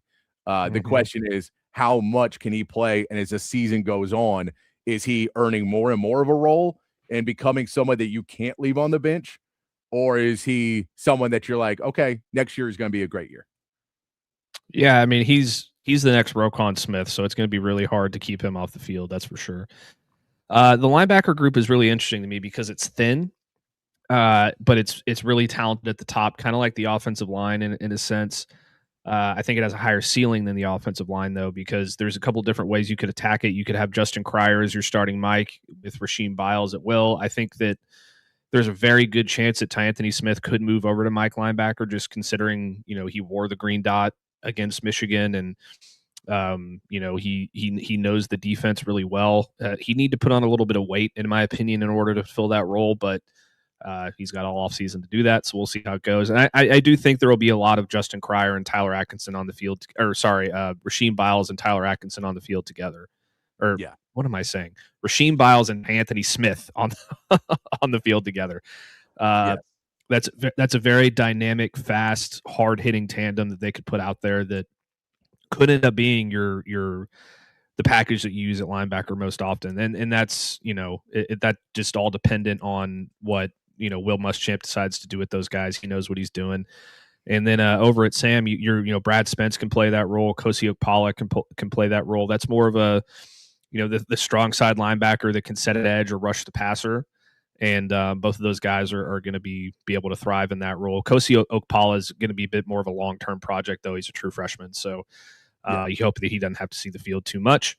And then Marcus Boswell is interesting to me because everybody made a huge stink about Elijah Barnes leaving. And I get it. He was a exciting young talent that we got to watch play in one game.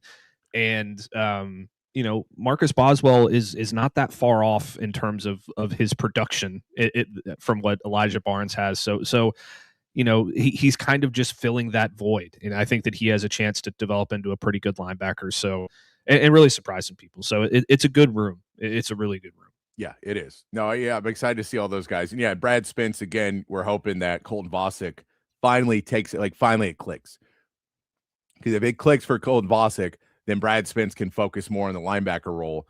And then, you get to use him a little bit more where you want to, as opposed to having to have him in that spelling Colin Simmons. But we've been hoping for Colton Vosick. He just hasn't had the health. Hopefully now he's going to have the health. He's going to be a little bit older, a little bit smarter about everything.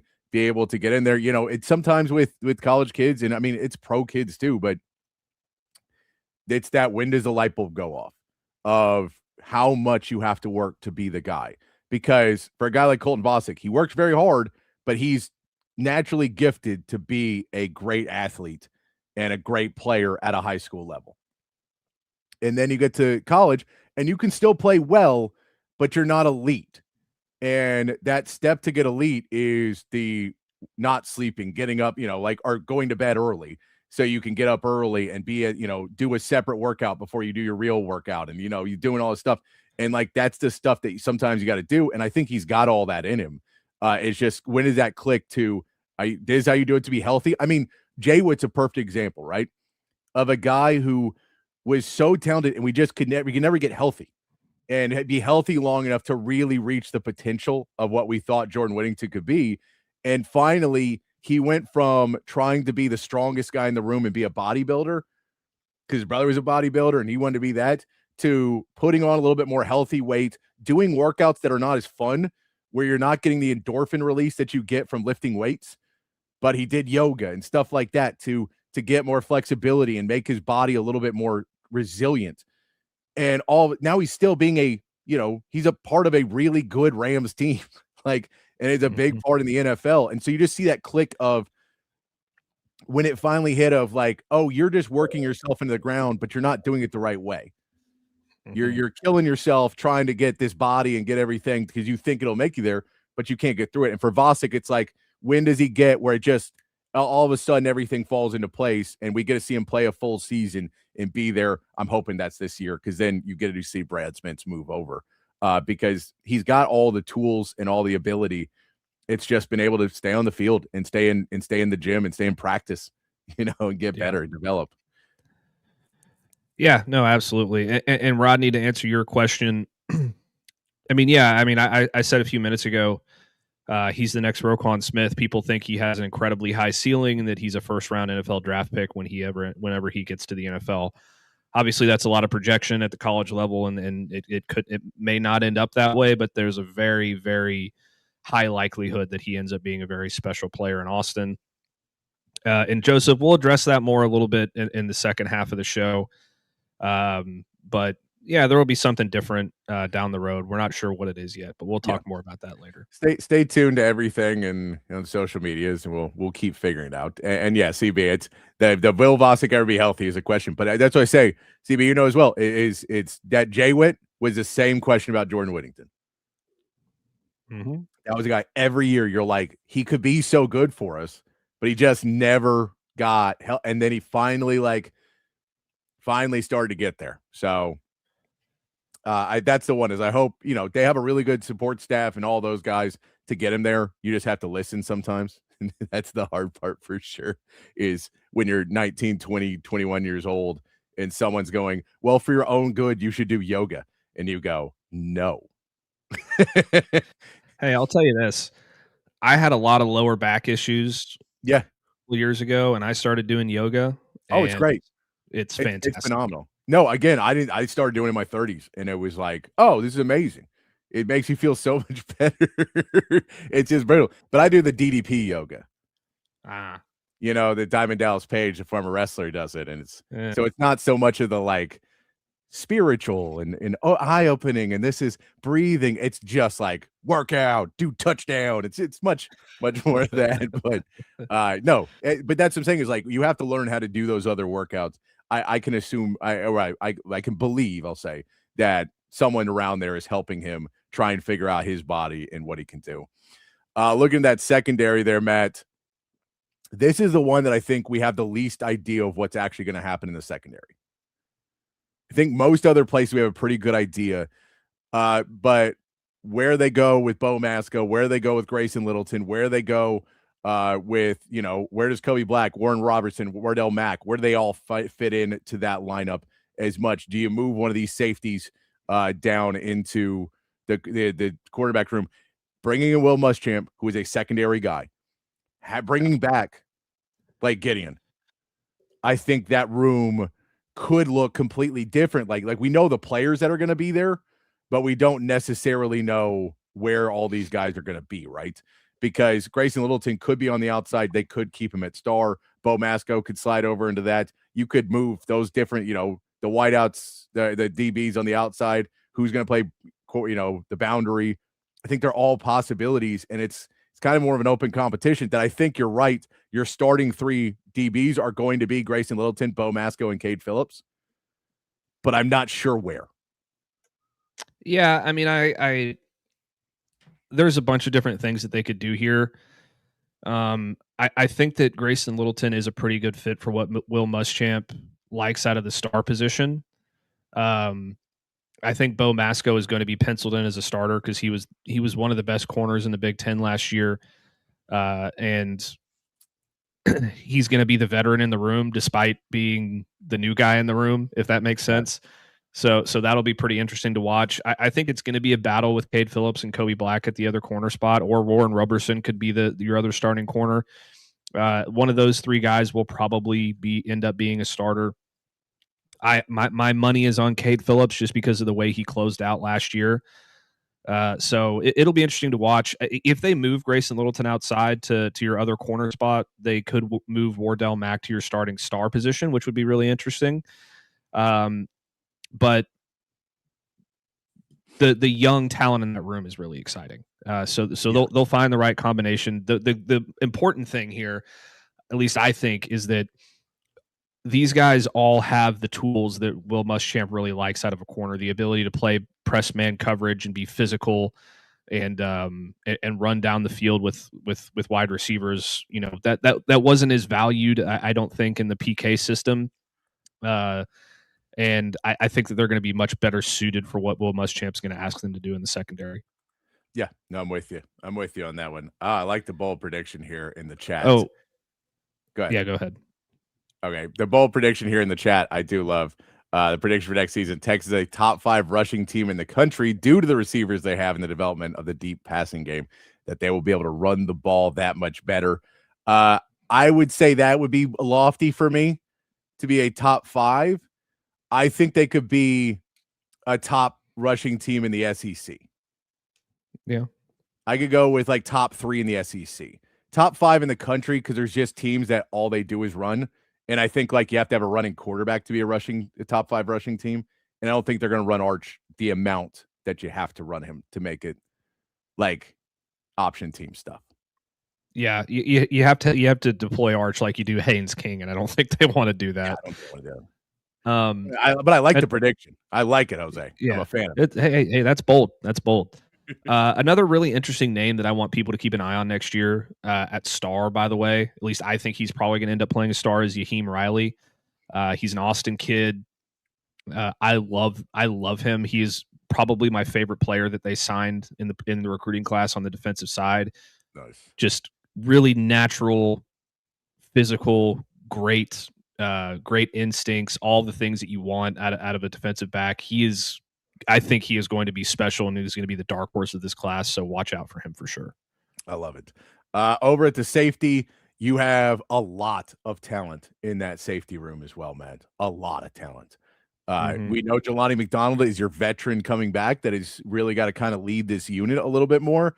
But getting Derek Williams come back with Will Muschamp, like, I think he needed a fresh start, and that's when he entered the portal. When he needs a fresh start, Will Muschamp gives him that. Yeah. Real quick before I get into that, Hair of the Dog, thank you. Appreciate you. You were one of my favorites in the chat for sure. I will miss you again. But like I said, go mention me on Twitter. There you go. Yes. Go at Matt Galatzan and then just say like Open Gym or something. I want to follow everybody. By the way, Soul Scream told me not to follow him. You found out why? I found out why. So appreciate that. Anyway, yes. Derek. Yeah. Derek Williams is. I think it's huge to get him back, because I think number one, putting him back with Blake Gideon is going to be fantastic, and I think he's a much better fit in what Will Muschamp wants out of the free safety than what he would have been in the PK system. So he's going to have a fresh start. He's going to be able to go in there, start immediately, and be a really good fit in the defense. The talent is there. It's just about finding the way to utilize him correctly, and I think Will Muschamp is going to do that very, very well. I think Xavier Filsamy will slot in right behind him, and he'll get a lot of playing time. He could end up at star as well. He's a very versatile player. They really like Zealous Hicks as well. So I wouldn't be surprised to see him get some run. But the free safety position is going to be fun. And then the strong safety position is probably your deepest position in the secondary. Jelani McDonald's going to do a great job there. He's going to be your number one guy in the back end, period, I think. He's going to have to take that step forward, and he started to do that last year. I think that all comes to a head next year. Jonah Williams behind him, it's going to be really hard to keep Jonah Williams off the field. So they're going to have to find a way to get him into the lineup as often as they possibly can. And then Jordan Johnson-Rebel is another one of those guys that you could play him at strong safety. You could play him at free safety.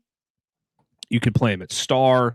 He could even play some like dime linebacker if you needed him to. He's very versatile. You know, he's not the biggest guy in the world, but he's very physical and a great tackler. So he's going to find a way onto the field too. I really like this secondary. I think it's a championship level secondary, especially with all these younger guys having an extra year in the system, combined with Will Muschamp and Blake Gideon back in the fold. I think the sky's the limit. No, I do. And like Jordan Johnson-Rebel for me is one of those guys that you're like, you love to have on your team because Jonah Williams has all of the talent in the world. And Jelani McDonald's got everything. And Derek Williams, Filsamy, Zealous Hicks. I don't know if anybody's going to outwork Jordan Johnson-Rebel and try and get on the field and just blue collar try and get on the field. It'd be like, I'm going to go play football.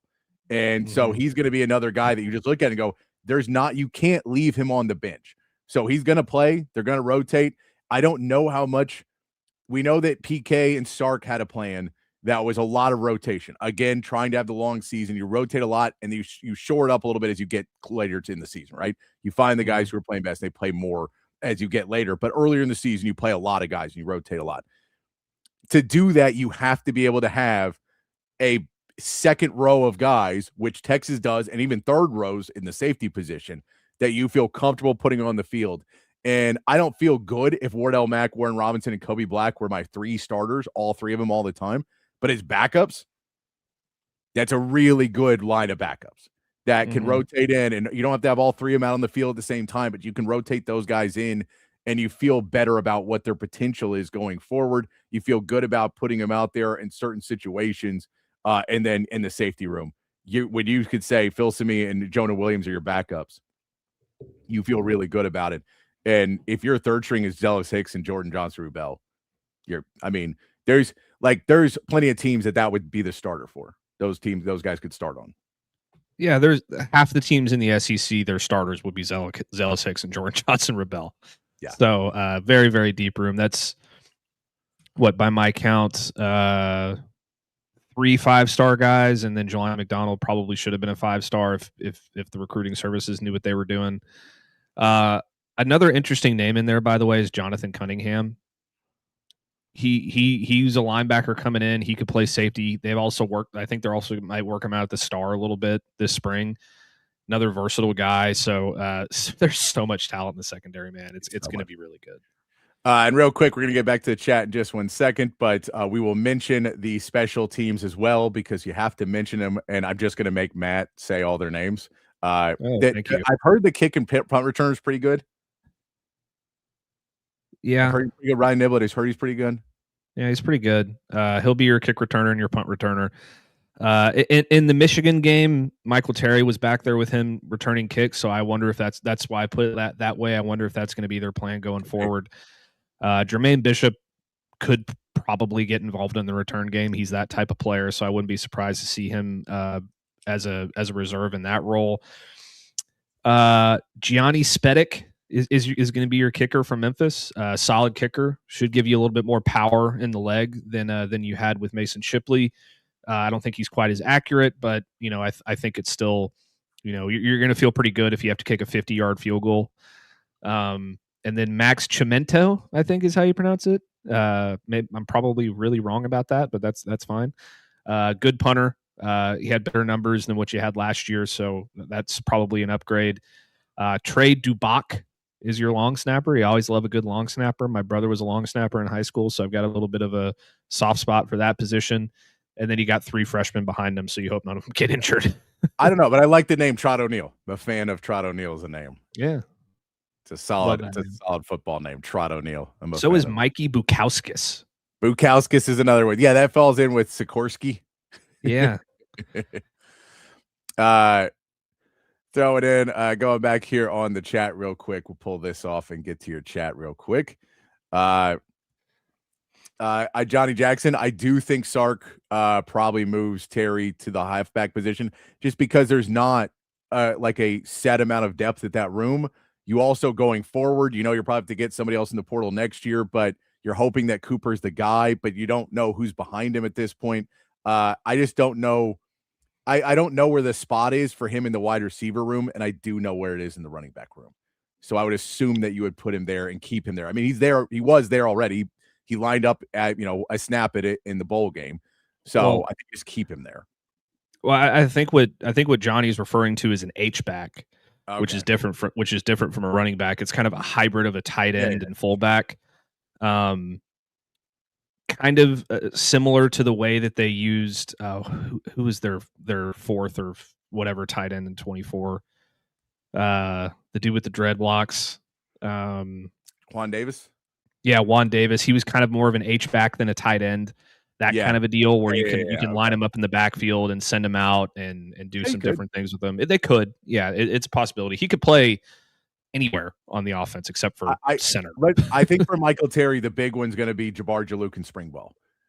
Yeah. And if they feel like he has potential as a running back, he will be a running back. And then if he doesn't, and he kind of falls into where Ryan Niblett did, where they're like, we're super talented and we know that, you just don't have a direct feel for one position, then, you move him around and try and create separate things for him. But if he's got a feel for being able to sit behind blocks and run that way, then I don't know why you not have him in there as you go. And CB says, McDonald Vajade Barron type season. Yeah, I think this is, with Gideon coming back, with Will Muschamp, you're really hoping that Jelani McDonald unlocks where he was really close to it this year and then just unlocks. And yeah, I'm not saying Thorpe, but yeah, All-American you're trying to get to. Yeah, absolutely. I think the sky is the limit for him. He's going to be, I won't say the most important player on the defense, but he'll be the most important player in your secondary by a long shot. Just his ability to cover so much ground back there, but also help you up in the box and be a physical tackler and do all the things. I mean, it's it's interesting to me because there's going to be a lot of uncertainty with Michael Taft being gone. With the leadership and the communication and all that stuff. I think if Jelani can get that down, which I think he will, he's going to be a first or second team All-American and a first round NFL pick. Yeah. And as far as Jonah Williams, I agree. There is a bit of a wild card of can he learn the new defense, because you're having to learn with Will Muschamp now and putting that together with baseball. He's really good at baseball too. So putting that together after the season and kind of getting it together, it is. I think the main part is you look at it and say, okay, well, Jonah Williams is probably not going to be, he's not going to be needed to be the starter because he'll probably sit behind Jelani McDonald. And he's just a guy that you go, depending on where his development is, we have to put him on the field, but we can have him use him in ways where his athleticism and his ability is kind of protected of his inexperience, and he can just go out and make plays because he's that kind of elite talent. Yeah, absolutely. He could be the next Jelani McDonald, He could be. And Jonah Williams is like sky's the limit. He could be one of the best players in Texas football history, or he could be one of the best players in Texas baseball history, or he could be kind of good at both. And I think I do think he has to make a choice at some point. I do after this season. I think after this season, it's a little bit more of, do you really want to succeed at being the next level of a football player or a baseball player? And it's, if he doesn't pick football and he keeps playing baseball, he's more or less picking baseball. Because you don't have to, you have to train for baseball, but you don't have to, there's not new playbooks every year. Yeah. You're not part of an 11-man roster where you have to really know how everybody reacts to everything quite the same way. So that's kind of that with the way we go. Fall at Soul Scream. I love it. The only reason I know about, and like I've seen him, and he's been a fan of Texas sports radio, and we love him. But he had like retweeted something or did something about the Horn at one point, and then our marketing manager just like retweeted and sent it out as the station, and I had to go and be like, "Hey, it's fine. I'm just letting you know what you're putting out under the station's name." And they were like, "Oh," I'm like, "Yeah, I get it." It's like, I don't care, but I know that we have some investors who might. So you might want to check that one if you get into it. Mm-hmm. Yeah, and I like that's what I'm saying is I get look, I get what Jonah has to pick. You can make a ton of money in baseball. The smart choice is baseball because it's way less violent. You can play for 15, 20 years, make way more money, and do all of that if you're really good. It's I mean, the minor leagues aren't even as bad as they used to be. But sometimes, you just love football. People love football and hitting people and being out there. So he has potential to be great at either one. It's really what is he going to want to do to work the, artist. And look, Jonah Williams could 100% just say, I'm going to play both and I'm going to do it all the time. Like, I don't care. Deion Sanders did it. I'm going to be Deion Sanders. Yeah. I mean, you have to have faith in yourself. So it could be that one as well. Yeah. And yes, CB, R.I.P. Catherine O'Hara. So many great movies. Yeah, she was awesome. Big loss there, that's for sure. Yes, I mean that's especially too. I'm a big Best in Show fan. Great movie. That's a good one. All right, Matt. Let's take a quick break right here. Thank our sponsors that kept Texas Sports Unfiltered rolling for the last 3 years. As we get into the final hour of Texas Sports Unfiltered, as it is right now. We'll get into that. We'll play the schedule game when we come back. We'll do Matt's Bourbon Banter when we come back. We'll do Texas basketball when we come back. Bold predictions when we come back. Throw those bold predictions in the chat. Tons of stuff to still do in hour two. And of course, say our goodbyes at the end of the show. But we got a lot more talk to get into. We hope you're enjoying hanging out with us here on a Friday afternoon. Final Friday show on the afternoon. I'm going to get another beer. Have a drink with me here. We come back here in 2.5 minutes on Open Gym. At Sleep Cycle Center, we can treat your sleep apnea in various ways. My story starts 15 years ago with the loss of my father to undiagnosed, untreated sleep apnea. And this is a very preventable disease, and treatment options are various. Millions of people across America have sleep apnea, and they fail to realize the early warning signs. Fatigue, daytime sleepiness, and snoring are the most common signs. We'll find the best solution using advanced technology, oral and epigenetic appliances, or CPAP. We offer weight loss, oral surgery, and laser treatments. Schedule your appointment today and get your sleep evaluation. If you're looking to remodel a kitchen, renovate your bathroom, or maybe add some new life to your outdoor space, reach out to our friends at McCall Custom Homes. They are custom home builders and renovators here in Central Texas, and they've been doing it in Central Texas for more than 40 years. It's a father-son team with a ton of experience, and all of that experience is here in the Austin area. So they know what it takes to turn an Austin area home into something truly, truly special. Right now, our friends at McCall Custom Homes are offering free estimates to TSU listeners so they can come out to your place, hear your vision, they can tell you what they can do, and then you can go from there. Don't just take my word for it. Check out their website, McCallCustomHomesATX.com. Look at the gallery of jobs they've done over the last 4 decades. And then when you're ready, again, reach out to them and they will come to you. McCallCustomHomesATX.com, or you can call or text Mike McCall directly at 512-633-9580. It's McCall Custom Homes. We build value into your home. Hi, this is Tom McKay, owner of Audiovisual Consultations, and all of us at Audiovisual would like to wish you and your family a happy holiday season. This time of year can get a little hectic, so we want to remind you to relax, enjoy the season with your family and friends, and give us a call at 512-255-8678 for all of your home entertainment needs. This is my favorite time of the year. I love the holidays, the music, the decorations, the presents, the whole darn thing. So this year I'm asking all you listeners to help make this a special holiday for everyone. Smiles are contagious and free, so let's give them away like the government gives away your money. Let's high-five strangers on the street. Hold the door for people behind us. Tip your servers more than they've ever been tipped before. Give to a charity, or hell, give to a bunch of charities. If someone does a good job, tell them they did a good job. Pat someone on the butt. Sing in public places just because it feels good. And as always, hug your kids until they beg you to stop. Watch some games with your friends and make love to your wife or your husband. I know there's some women listening too. You can still give us a call at 512-255-8678 if you'd like to get some cool electronics. But more importantly, have a great holiday season and a fucking awesome next year. Welcome back into Open Gym here on Texas Sports Unfiltered. Myself, Patter Davis, alongside Matt Galatzan of Texas Longhorns on SI. And of course, you, the third member of Open Gym. Text line is still open for a little bit longer, 50 more minutes. 512-222-9328. And the chat. Facebook, Twitch, X, and on YouTube. Appreciate guys hanging out with us here on the final day, final hour of Texas Sports Unfiltered as we wrap it up. Still more to get into.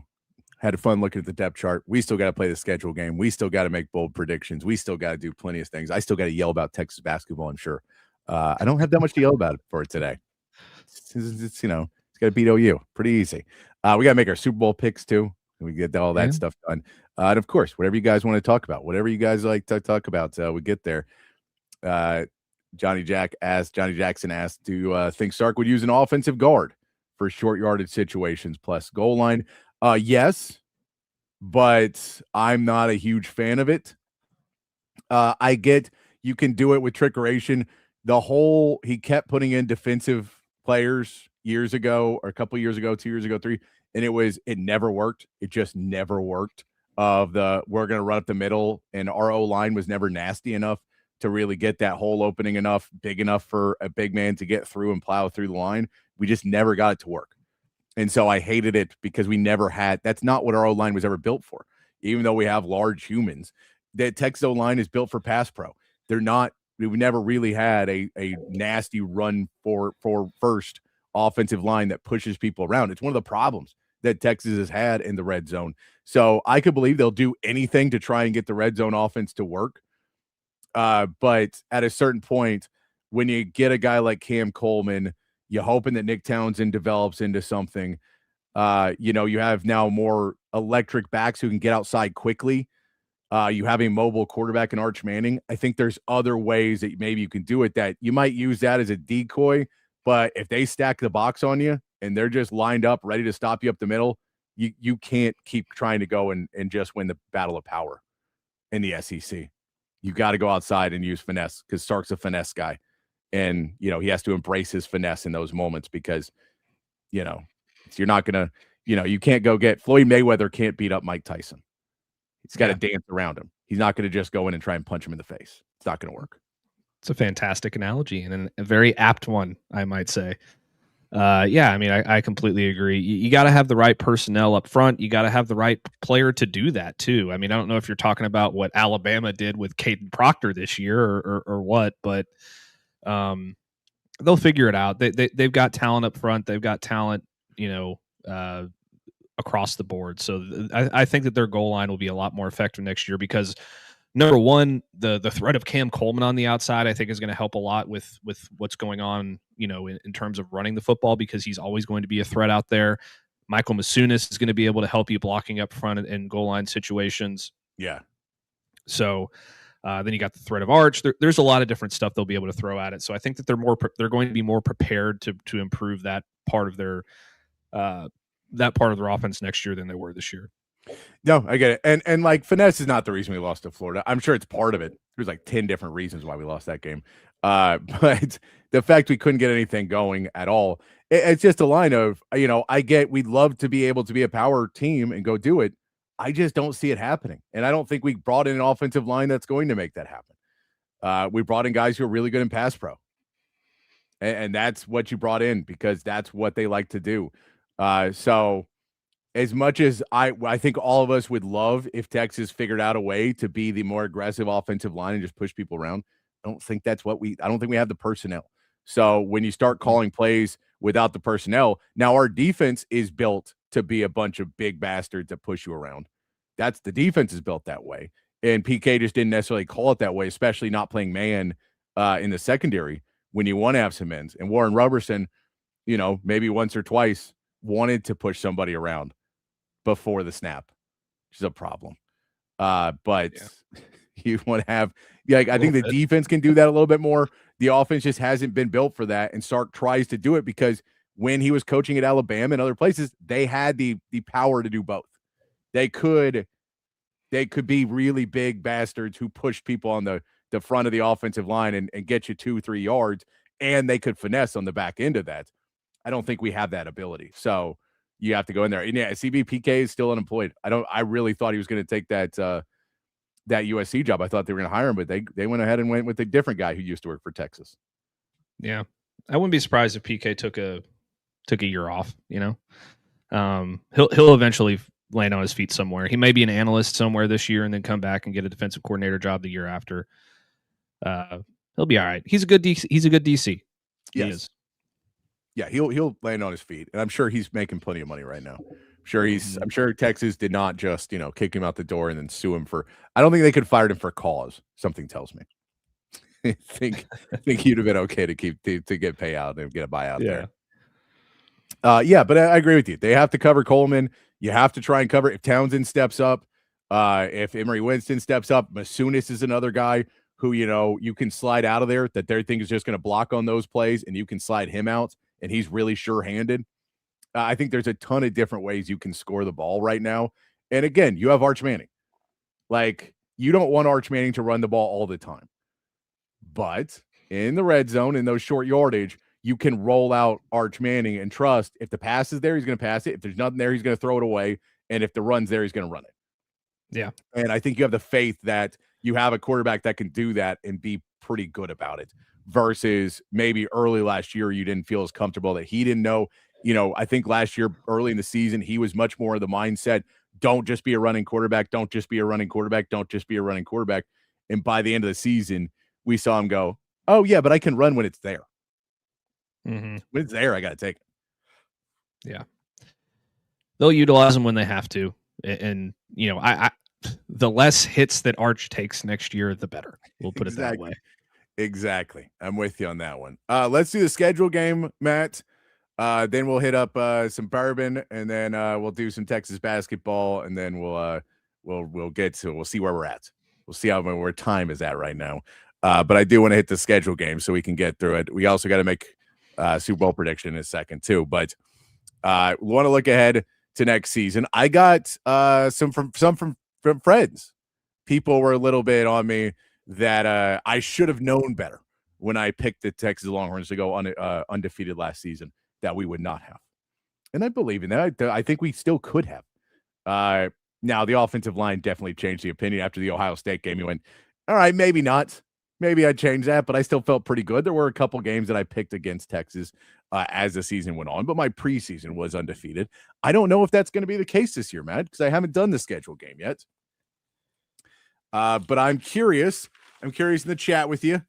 If you want to throw in your guesses on some games that maybe we lose, some guesses on where the record that you want to throw in there, Matt. But let's play a schedule game, Matt, for next season for 2026 for Texas.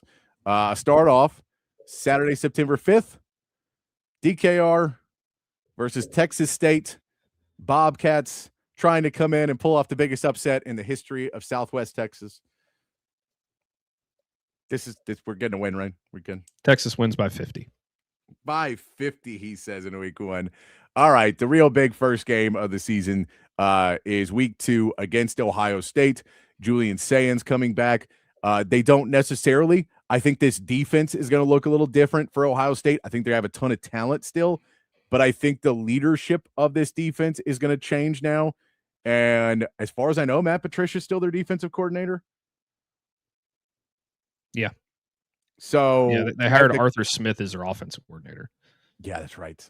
They hire they just hire NFL guys. They're like, we want to get that line.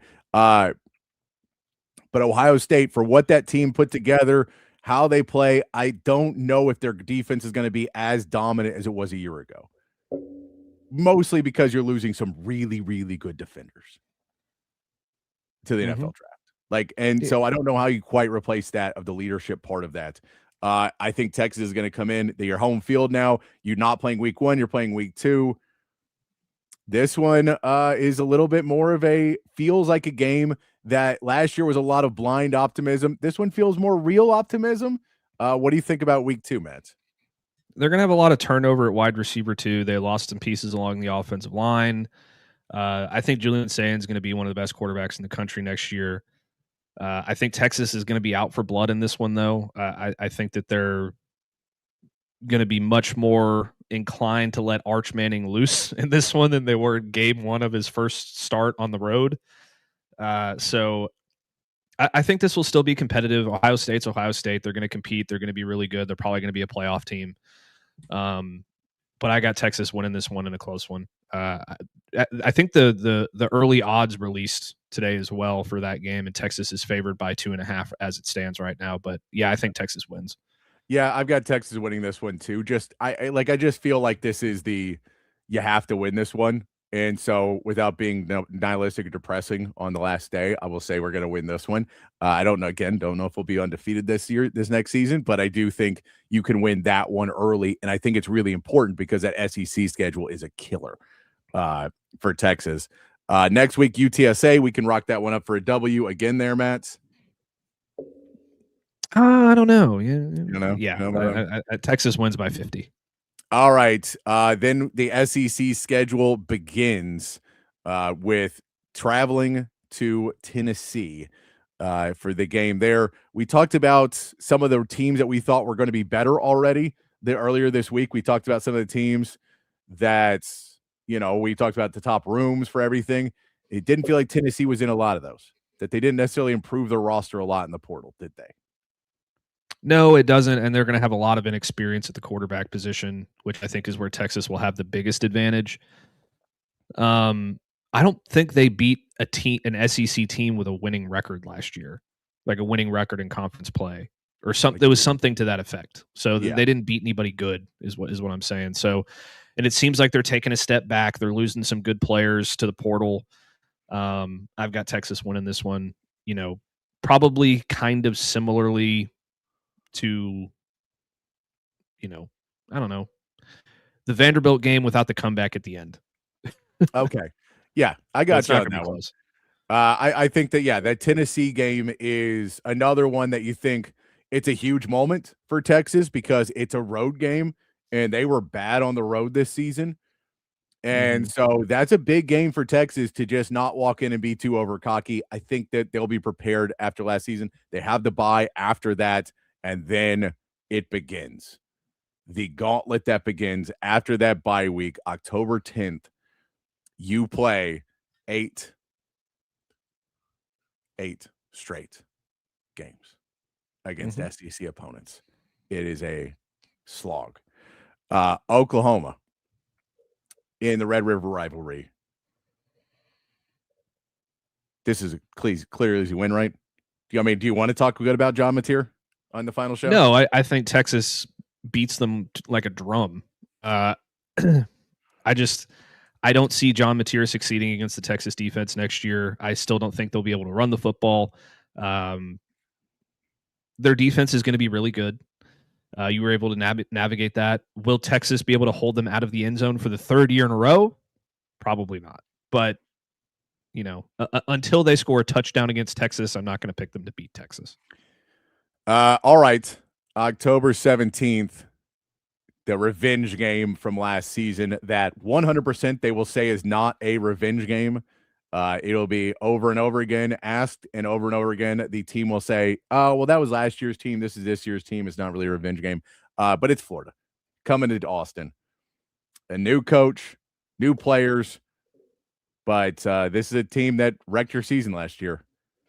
Yeah. And this is, I think, going to be a pretty tough matchup because they've got a lot of returning talent. They have one of the best wide receiver groups in the SEC. They've got a coach that actually knows how to coach and prepare. So I think they'll be a pretty good team. They've got a good running game. They've got a lot going for them. So, I think Texas wins. I do think it's going to be a pretty tough fight, though. This isn't going to be a team that they can just walk off the field beating by 30 points. I think it's going to be tough. I think they're going to battle, but I think they're going to win.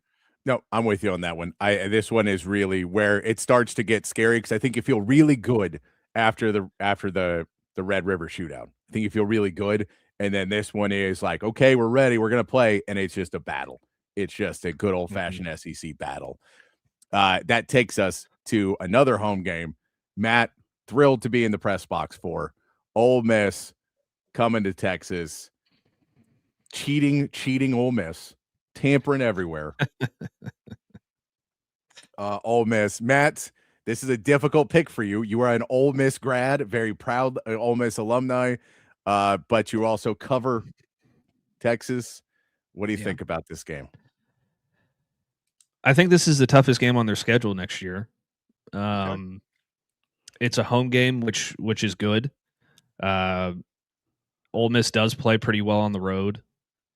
They went to Oklahoma last year and really didn't have an issue with Oklahoma. The score was a little bit closer than that game indicated, I think, but it's going to be one of the best quarterback battles that we see all year long. Trinidad Chambliss versus Arch Manning.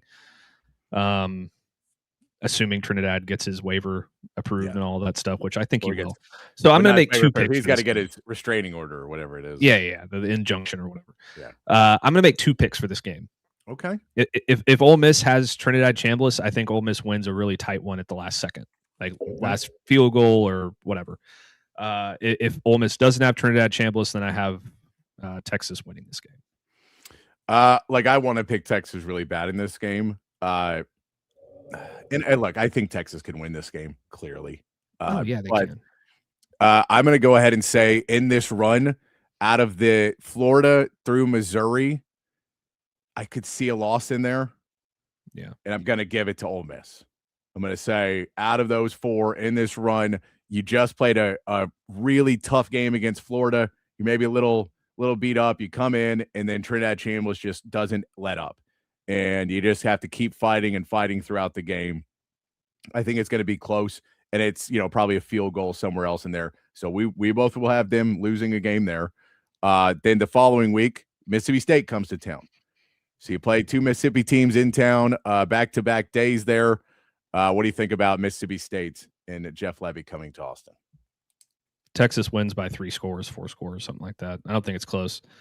I like their quarterback. I think he's got a pretty bright future. But I just don't think they have enough. This one might put Jeff Levy on the hot seat, this season. Yeah. I've got Texas winning easy. Yeah, I have this. And again, I think you're pissed off after last week. Whether you win or lose, I think you're pissed off after last week, and you're just taking out on Mississippi State. And then you have to go to Columbia, Missouri, to take on the Missouri Tigers, which are an interesting team of what they're trying to put together next season. We know Austin Simmons, possibly the starter, coming from Ole Miss. Eli Drinkowitz signed the extension, didn't take the Michigan job, didn't take any other jobs, stayed there at Missouri.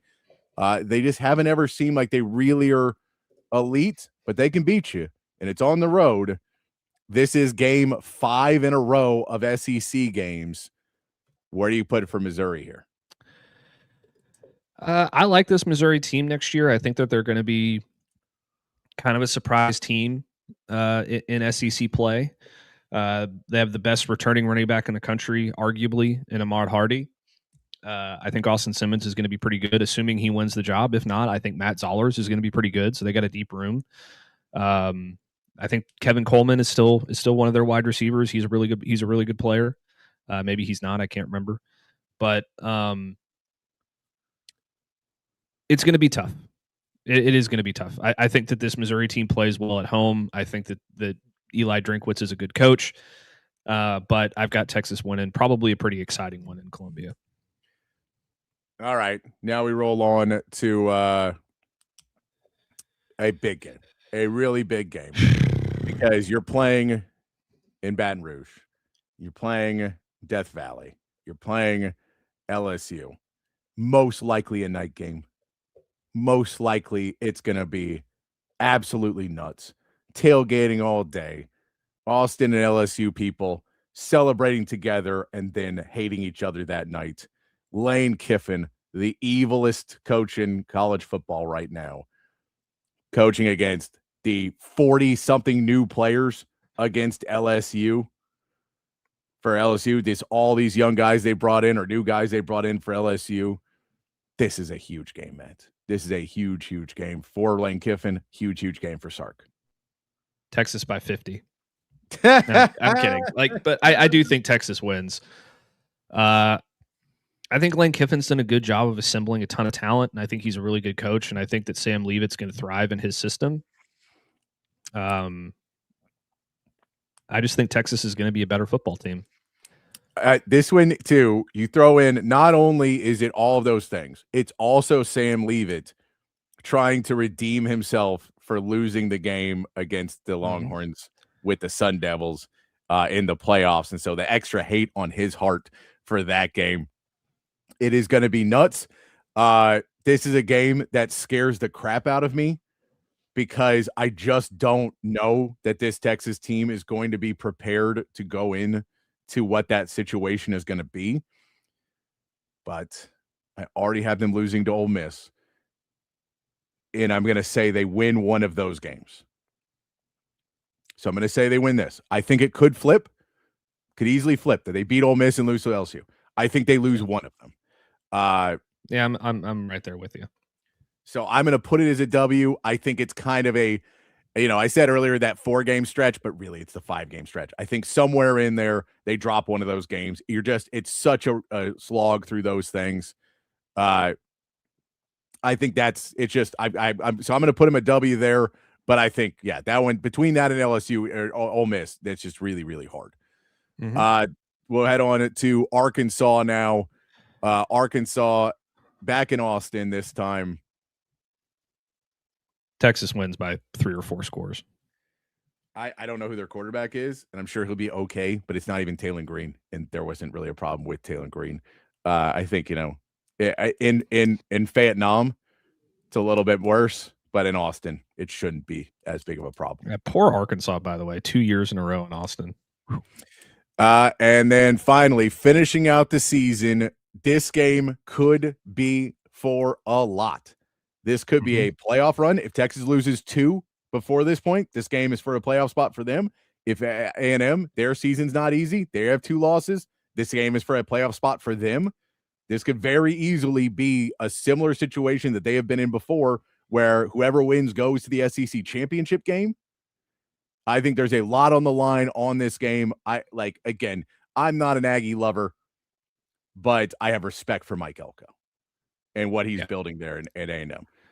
So not as much respect for Marcel Reed as a player, not disrespect of him as a person, but as a player, not as much respect. But as a coach, I think Mike Elko is going to get that team there. I'm curious about the change at offensive coordinator, but we changed the defensive coordinator as well. So that whole matchup kind of goes out where PK really did own Klein, and we really just kind of knew him inside and out. So that changes a little bit there.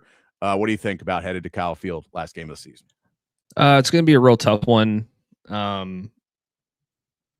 They're really going to want to win this one, obviously, after losing to Texas 2 years in a row. I think that this will probably be a game that you're playing for a spot in Atlanta, and I think you're going to get it. I think that you're going to beat A&M. I think probably a little bit tighter than you have the last couple years. I don't think it's going to be a double-digit win. I think it's going to be a close one.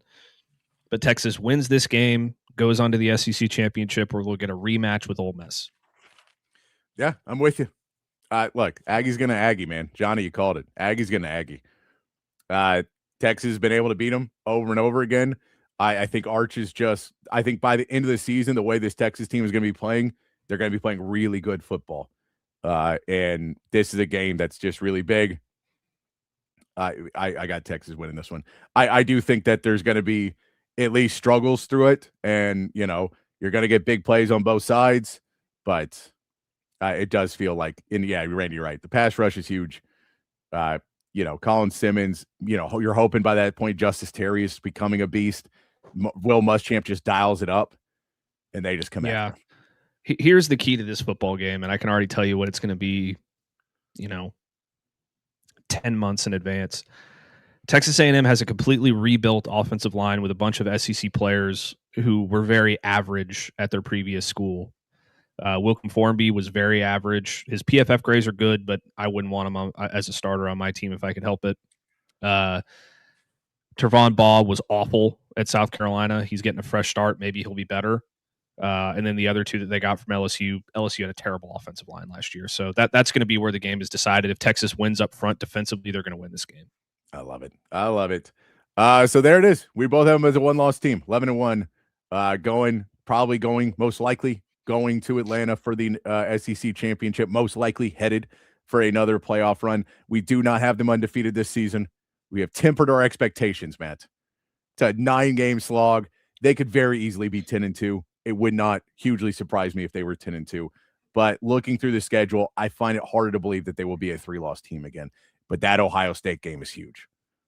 Because if you go in with one loss, the SEC, you do what you did this year, which is you're like waiting for someone to ruin your season. But I think if you walk in without that, you feel pretty good about still being able to be in that top 12 teams. Yeah, absolutely. I still think if they're 10-2, they make it. I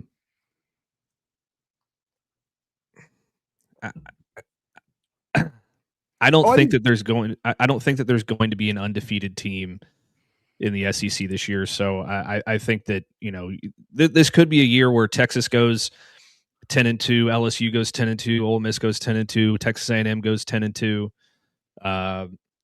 Texas A&M go 9-3. They'll be 9-2 when they play us. Yeah, maybe. And then we'll. This could be a year where you've got 4 or 5 SEC teams in the playoff, and then somebody gets left out and they whine about it. Well, we'll all whine about it because Notre Dame's going to be like 12 and get in, and they'll pass over somebody, and we'll all be like, "This is bull. This is terrible." No. All right, there we go. Little fun schedule game. We'll see. I'm guessing, for the fact though, I don't want Matt to be. I don't want Ole Miss to win here. I don't want Lane Kiffin to win either. I really don't want us to lose, Matt, for some reason.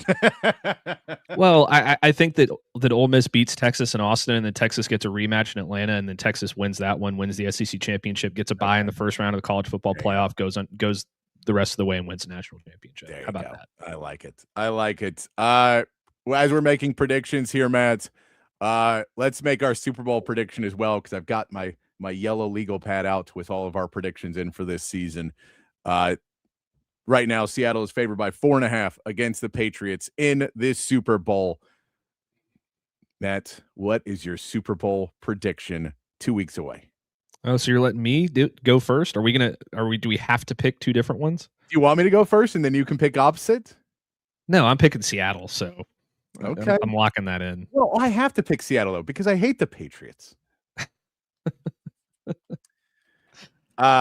Look, this is a game. It feels like we both agree. It feels like Seattle, right?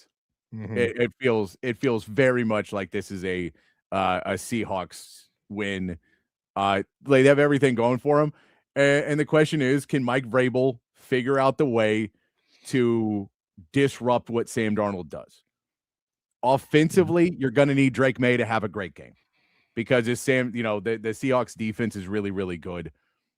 You're going to have Drake May just find a way, probably run for 60, 70 yards in the game. Like just get you first downs, get you down the field, put you into field goal range. And even if you got to kick some field goals and hit those, that's really the main way the Patriots can win this game is Drake May being an MVP caliber player, which he's done this time, multiple times this season. If you can do that, if they can do that, then that opens up the possibility that the defense can get to Sam Darnold and make him worry and try and re-aggravate, some ailing injuries for Sam Darnold and maybe slow them down a little bit. But we know Jackson Smith and Jigba, Cooper Kupp, those guys are playing out of their mind right now. It feels like this is Seattle all day long. So I'm telling you, I'm taking the Seahawks. As a guy with the lead, I'm taking the Seahawks. Are you going to just admit defeat now to go with them? What's the spread on this game? 4.5. You got room. Okay. Then going for all the marbles trying to tie this thing up, I guess I have to take New England. We don't play for ties here, so it's for 2 points for the Super Bowl. Well, I know, but if we both pick Seattle, then I still can't. But I got that. I'm saying though, you can win outright, even though you're down 1. We're playing for 2 points on this, So you will pass me over if you win. Okay, then yeah, I'll take New England to cover and Seattle to win. How about that? Okay. All right. I like that. I want to give you an opportunity to come back and finish the show a victor and celebrate the spoils. Yeah, this feels like a game that I'm going to spend a lot more time hanging out with friends than really focusing hard on, especially since I won't have to talk about it on Monday. This feels like maybe this game is like 13, 14 points at halftime. And then it's, can New England come back in the second half and fight back and get that? But I think they could be 14 points at halftime because, like, special teams wise too, Seattle's really good. There's just a lot of things they do really well that if they get a couple good plays early on, plus they're traveling less. I get you're going to be there all week and everything else, but it's in California, Northern California. It's not far for Seattle. So I think that there's a little bit more world in that, all of those pieces. I would go with Texas. Or I go with Seattle. I'm just taking New England to try and win this thing. Oh, I get you. I get you. You're just looking for a cover. You're just looking for a cover. I was looking for a cover. Hey, look, we're both looking for it to be a better game than we think it's going to be. Yeah. So if it covers, I won't be mad because it means it'll be a tight game. Now, if the Patriots win by 30, I'm livid. But that's the worst game ever. I don't want that one bit. Matt, as we start to wrap up the show and wrap up the run of Texas Sports Unfiltered, we did do something all throughout the offseason, most of the run of the show until you ran out because we did so many bourbons. So I would love if you could play us your favorite moment of Matt's bourbon banter. And since you've been giving them advice, classing up the show. We had to class it up before we wrap the show up. We have to class it up a little bit more, let people know about Matt's fine taste in bourbon. And this was my favorite one that I did from the whole year. It was kind of the one that it wasn't the first one that I did, but I think it was the second one, and it was the one that I thought was my favorite. And it's a bit of a flashback because I think it's from I can't even tell you how far back this goes. Let's see. This goes all the way back to like March or April. So this is a throwback. Patrick's going to have to play it, I think. This is what I'm about to pour myself right now. A glass of still Austin cask strength bourbon whiskey from right there in the heart of Austin, Texas. Got to close out. There you go. Got to close it out with. Let's see early, and it's time to get to Matt's bourbon banter of this week. Matt is a bourbon connoisseur. He knows what he's talking about. I enjoy drinking. Matt enjoys the art of drinking. So we're going to pass it over to Matt to give you a little update or his pick for today's Matt's bourbon banter, telling you what you should be drinking this weekend. Yeah, so for today's bourbon, I decided to go with a local choice from right there in the heart of Austin, Texas.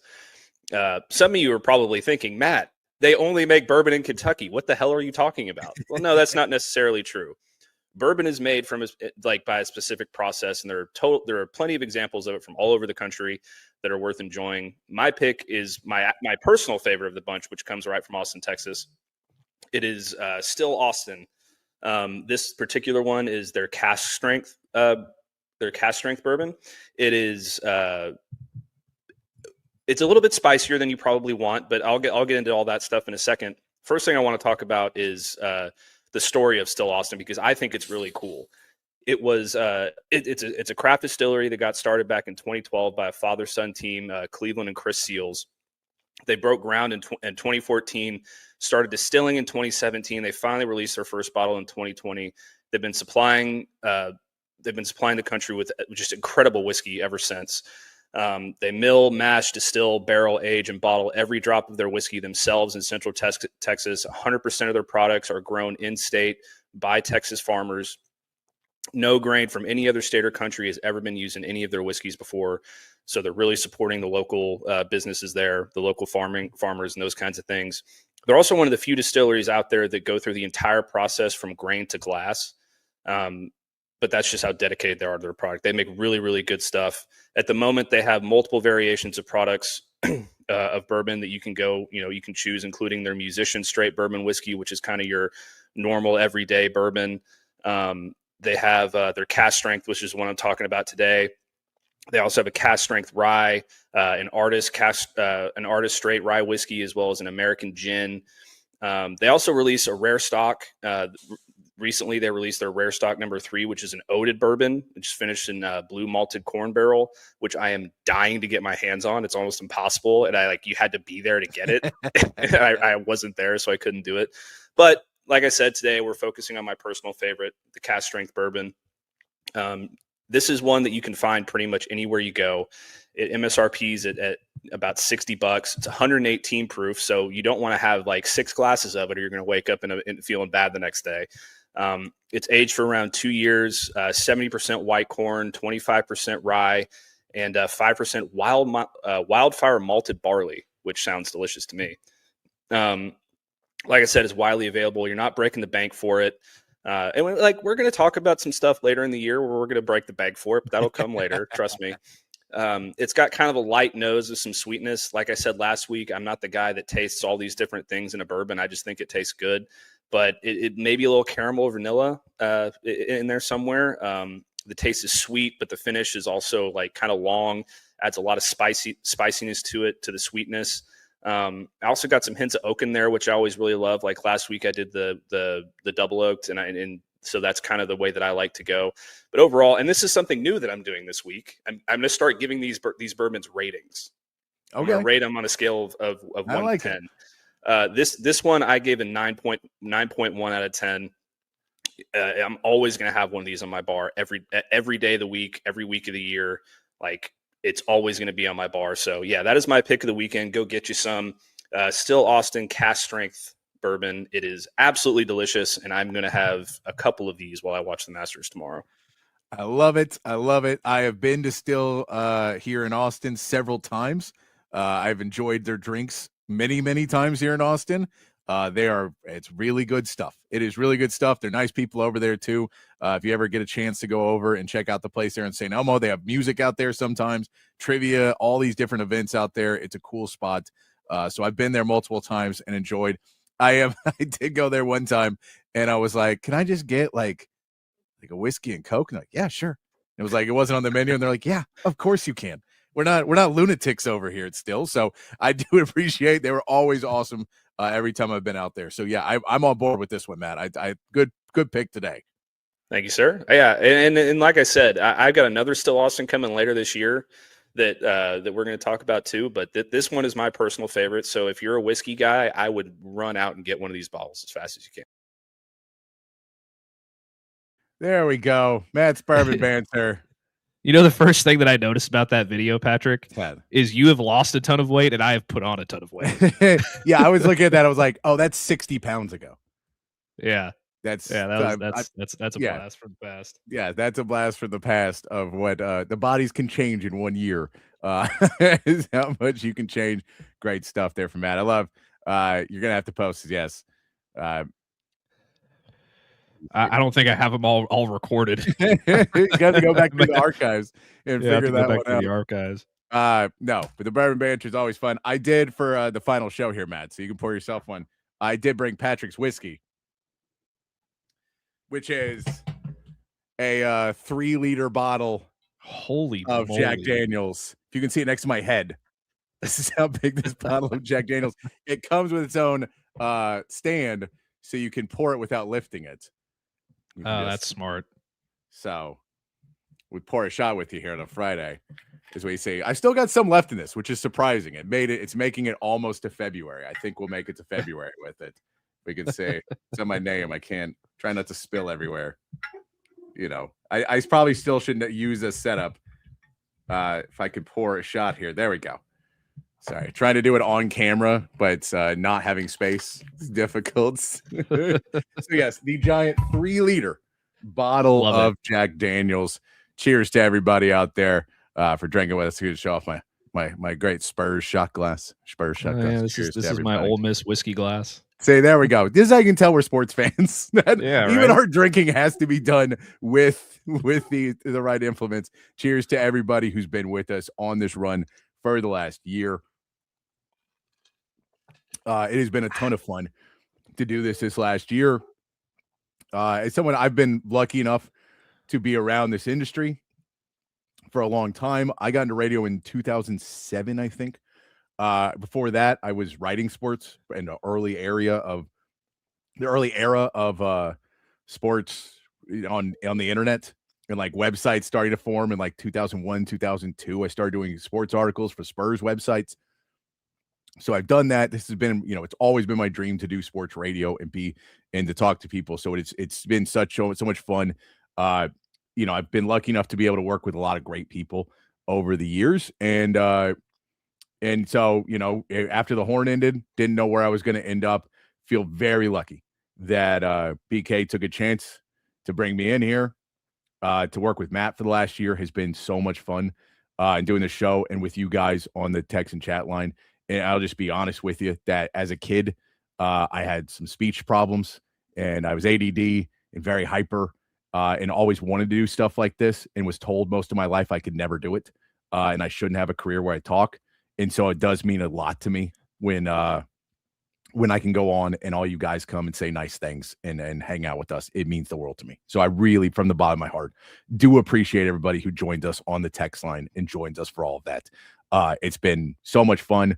Shout out to Horn Takes. Shout out to Fanatic Perspective. All the people who have been guest hosts, Casey Stutter, Greg Swindell, Texas Ghost, all those guys who have been guest hosts for us. Truly appreciate you guys being a part of this. And to Matt, I truly do appreciate working with you in the last year. It's been so much fun watching you grow as a host and a presenter coming in. You had the knowledge the whole time, but just seeing you get confidence is so awesome to watch. So I just, to everybody and to BK to have us on, truly am grateful and appreciative for the last year to be able to do this, because it's always a dream. It's unfortunate to end, but what's next, who knows? Monetarily, it's difficult to do a lot of things, but at the same time, is just a ton of fun to be able to do this. So I'm sure there will be something that happens, and it just depends on how much and where and when and what we can find that works, that you guys enjoy being a part of. But as long as you guys ask for idiots like me to come on and yap for a while, I will always be glad to oblige. I don't know if I can follow that up quite as well as you did, Patrick. That was fantastic. You could have never told me I would have never believed you in a million years if you told me you had a speech problem at one point in your life. You're fantastic at this. I could never have done this show without you. You carried this thing all the way. I just felt fortunate to be a part of it. I want to thank BK for taking a chance on me as well. I didn't have a whole lot of radio experience at all when I started this thing. I did some podcasting talking about the Mavericks for a while. I did some Ole Miss and some Texas podcasting, but I never really was able to get myself on a stage that's quite this big and have this kind of reach. So I'm always going to be very appreciative of him for letting me do that and for taking a chance on me. He also got me hooked up with Locked On, so I owe BK a whole lot for that as well. And I knew as soon as Patrick and I did our first mock show that this thing was going to be great because we just hit the ground running and we had a great chemistry and it seemed like we were a really good match on this thing. And I think we did a hell of a job. It's been a fantastic year. I can't thank Patrick enough for all the help that he's done, given me for planning this thing and keeping it organized and getting everything right. I never really envisioned myself being on the air when I first started in media. I never envisioned myself being in media in general. When I was in high school, I was kind of similar. Like, I had some ADD problems and I was a terrible writer and I had to get some help on some certain things. It took me a long time to graduate college. And I likewise kind of got told that I wasn't ever going to, be anything that resembled a accomplished, sports journalist. It was always my dream to do something in sports. I finally got a chance to do it, back in the kind of the early 2010s. Learned a lot on the job, but always had stage fright. That was my big thing. I could never be in front of people. And so when I first started this show with Patrick, I was terrified because I was like, people are live watching me. This is going to be absolutely, I'm going to die. Like, I can't do it. And then, Patrick helped me so much with making sure I was comfortable and kind of leading the show so I could get more comfortable doing it and all that stuff. So props to Patrick. He's one of the best in the business. I'm sure that there's going to be something that comes along after this. I don't know what it's going to be. Hopefully Patrick and I can end up doing something together. If not, we'll do our own thing, but we'll figure something out. This won't be the last time you see either of us or listen to either of us. I can promise you that. But it's been a hell of a ride. I'm sad to see it end. I will tell you that. Look forward to this every day and get to talk shit with Patrick for a couple hours. But Patrick and I are going to keep up. We're going to keep doing our thing, and I feel like I've made a friend for life with this guy right here. So I'm really appreciative to him and happy we got to do it. Yeah. I mean, it's a thing of, sadly, this is a business where these things change. And, this is what I said, is I've worked with Chip and Zay before, and I've seen when they've got laid off, I've been laid off, I've been fired, I've been, all of those things happen. And, every time it happens, there's always just kind of thought that, well, that was it. And it's because of the group of fans and the list. I don't want to say fans feels weird. Listeners and people part of the show that are with us, that have supported so many of the things we've done over the years, whether it's the Zone or the Horn or this, between BK and all these guys. Shout out Rodney, part of the TSU family. Rodney is one of the coolest dudes you'll ever meet in your life. Love hanging out with him as well. But, you kind of had these moments, and this happens. And so as much as it sucks, you get used to it. It's never fun. It's never cool. But it does mean the world, really, that you guys are there with us, because it is. There's a part of it when you do radio long enough and you do everything else, there's a bit of yelling into the void that you just kind of get used to. Well, no one's listening, because how am I listening to this? And so when you guys respond and you do it and keep us in check, it's very, very cool. And all this nice stuff you're saying, it really means a lot. Truly. I hope everybody follows us that wants to. Love you guys for doing that as we continue to go. Really appreciate it. Souls, I hope you go back and you saw, if you were not listening earlier when we were talking about you. So now I see the feet in his profile picture. It all makes sense. We were talking about you earlier, man. We appreciate you very much, Victor. Appreciate you guys so much. We forgot to talk Texas OU. 1.5 over there. I'll give you the easy one. We are better than them. They're not a good team. They're not a well-coached team. There's nothing really that good about them. If we lose, it's a problem. That's what I'll say. I don't have to yell about it afterwards, though. But yeah, they've lost 7 straight games. So they're due. We should not lose that game. We should not lose that game. I would agree with that one. I also want to give a shout out to CB as well. Yeah, best. CB, Joe, Hair of the Dog, Randy, Soul Scream, even Sooner Cowboys. Chan. Yeah, everybody that has been a contributor to the chat in this show. If I didn't list you, it's because I've already got kind of a buzz off my 118 proof Still Austin, so my memory is a little shoddy. But you guys are all great. I would encourage you to go follow Patrick and I on social media. It's Patrick Davis on Twitter. I'm Matt Galatzan on Twitter, at Matt Galatzan. Follow me, mention me, so I can make sure I'm following you, so I can keep up with you. And we'll have news in the future. We'll have something coming. I don't know what it is yet. Patrick doesn't know what it is yet, but we'll have something in the pipe, so it won't be the last you see of us. Does this make me the unsinkable Molly Brown? If we keep being on the, I've played on a lot of Titanics now, man. I've seen it hit the ground. No, it's funny. I had a buddy text me yesterday that I had started a podcast with, like this has started for me doing radio, like Snoop Daniel back in the day. The people know Snoop Daniel did Flex ATX and all that other stuff. Snoop's the best. We used to work for a station that was the home of the Aggies, because it was a throwaway last station at the company, right? And we used to literally just do the halftime show. So we would cut off Dave South and do our own halftime show during the Aggie games, during Aggie basketball games, which is now knowing how the business works. Because at the time I was in my 20s and no clue. It was just doing it to be like, oh yeah, we're on the radio, we're doing this conversation. The time now I know, we could have got a lot of trouble for that. That was not a beg forgiveness. That was a you get fired kind of thing, and no one ever caught us.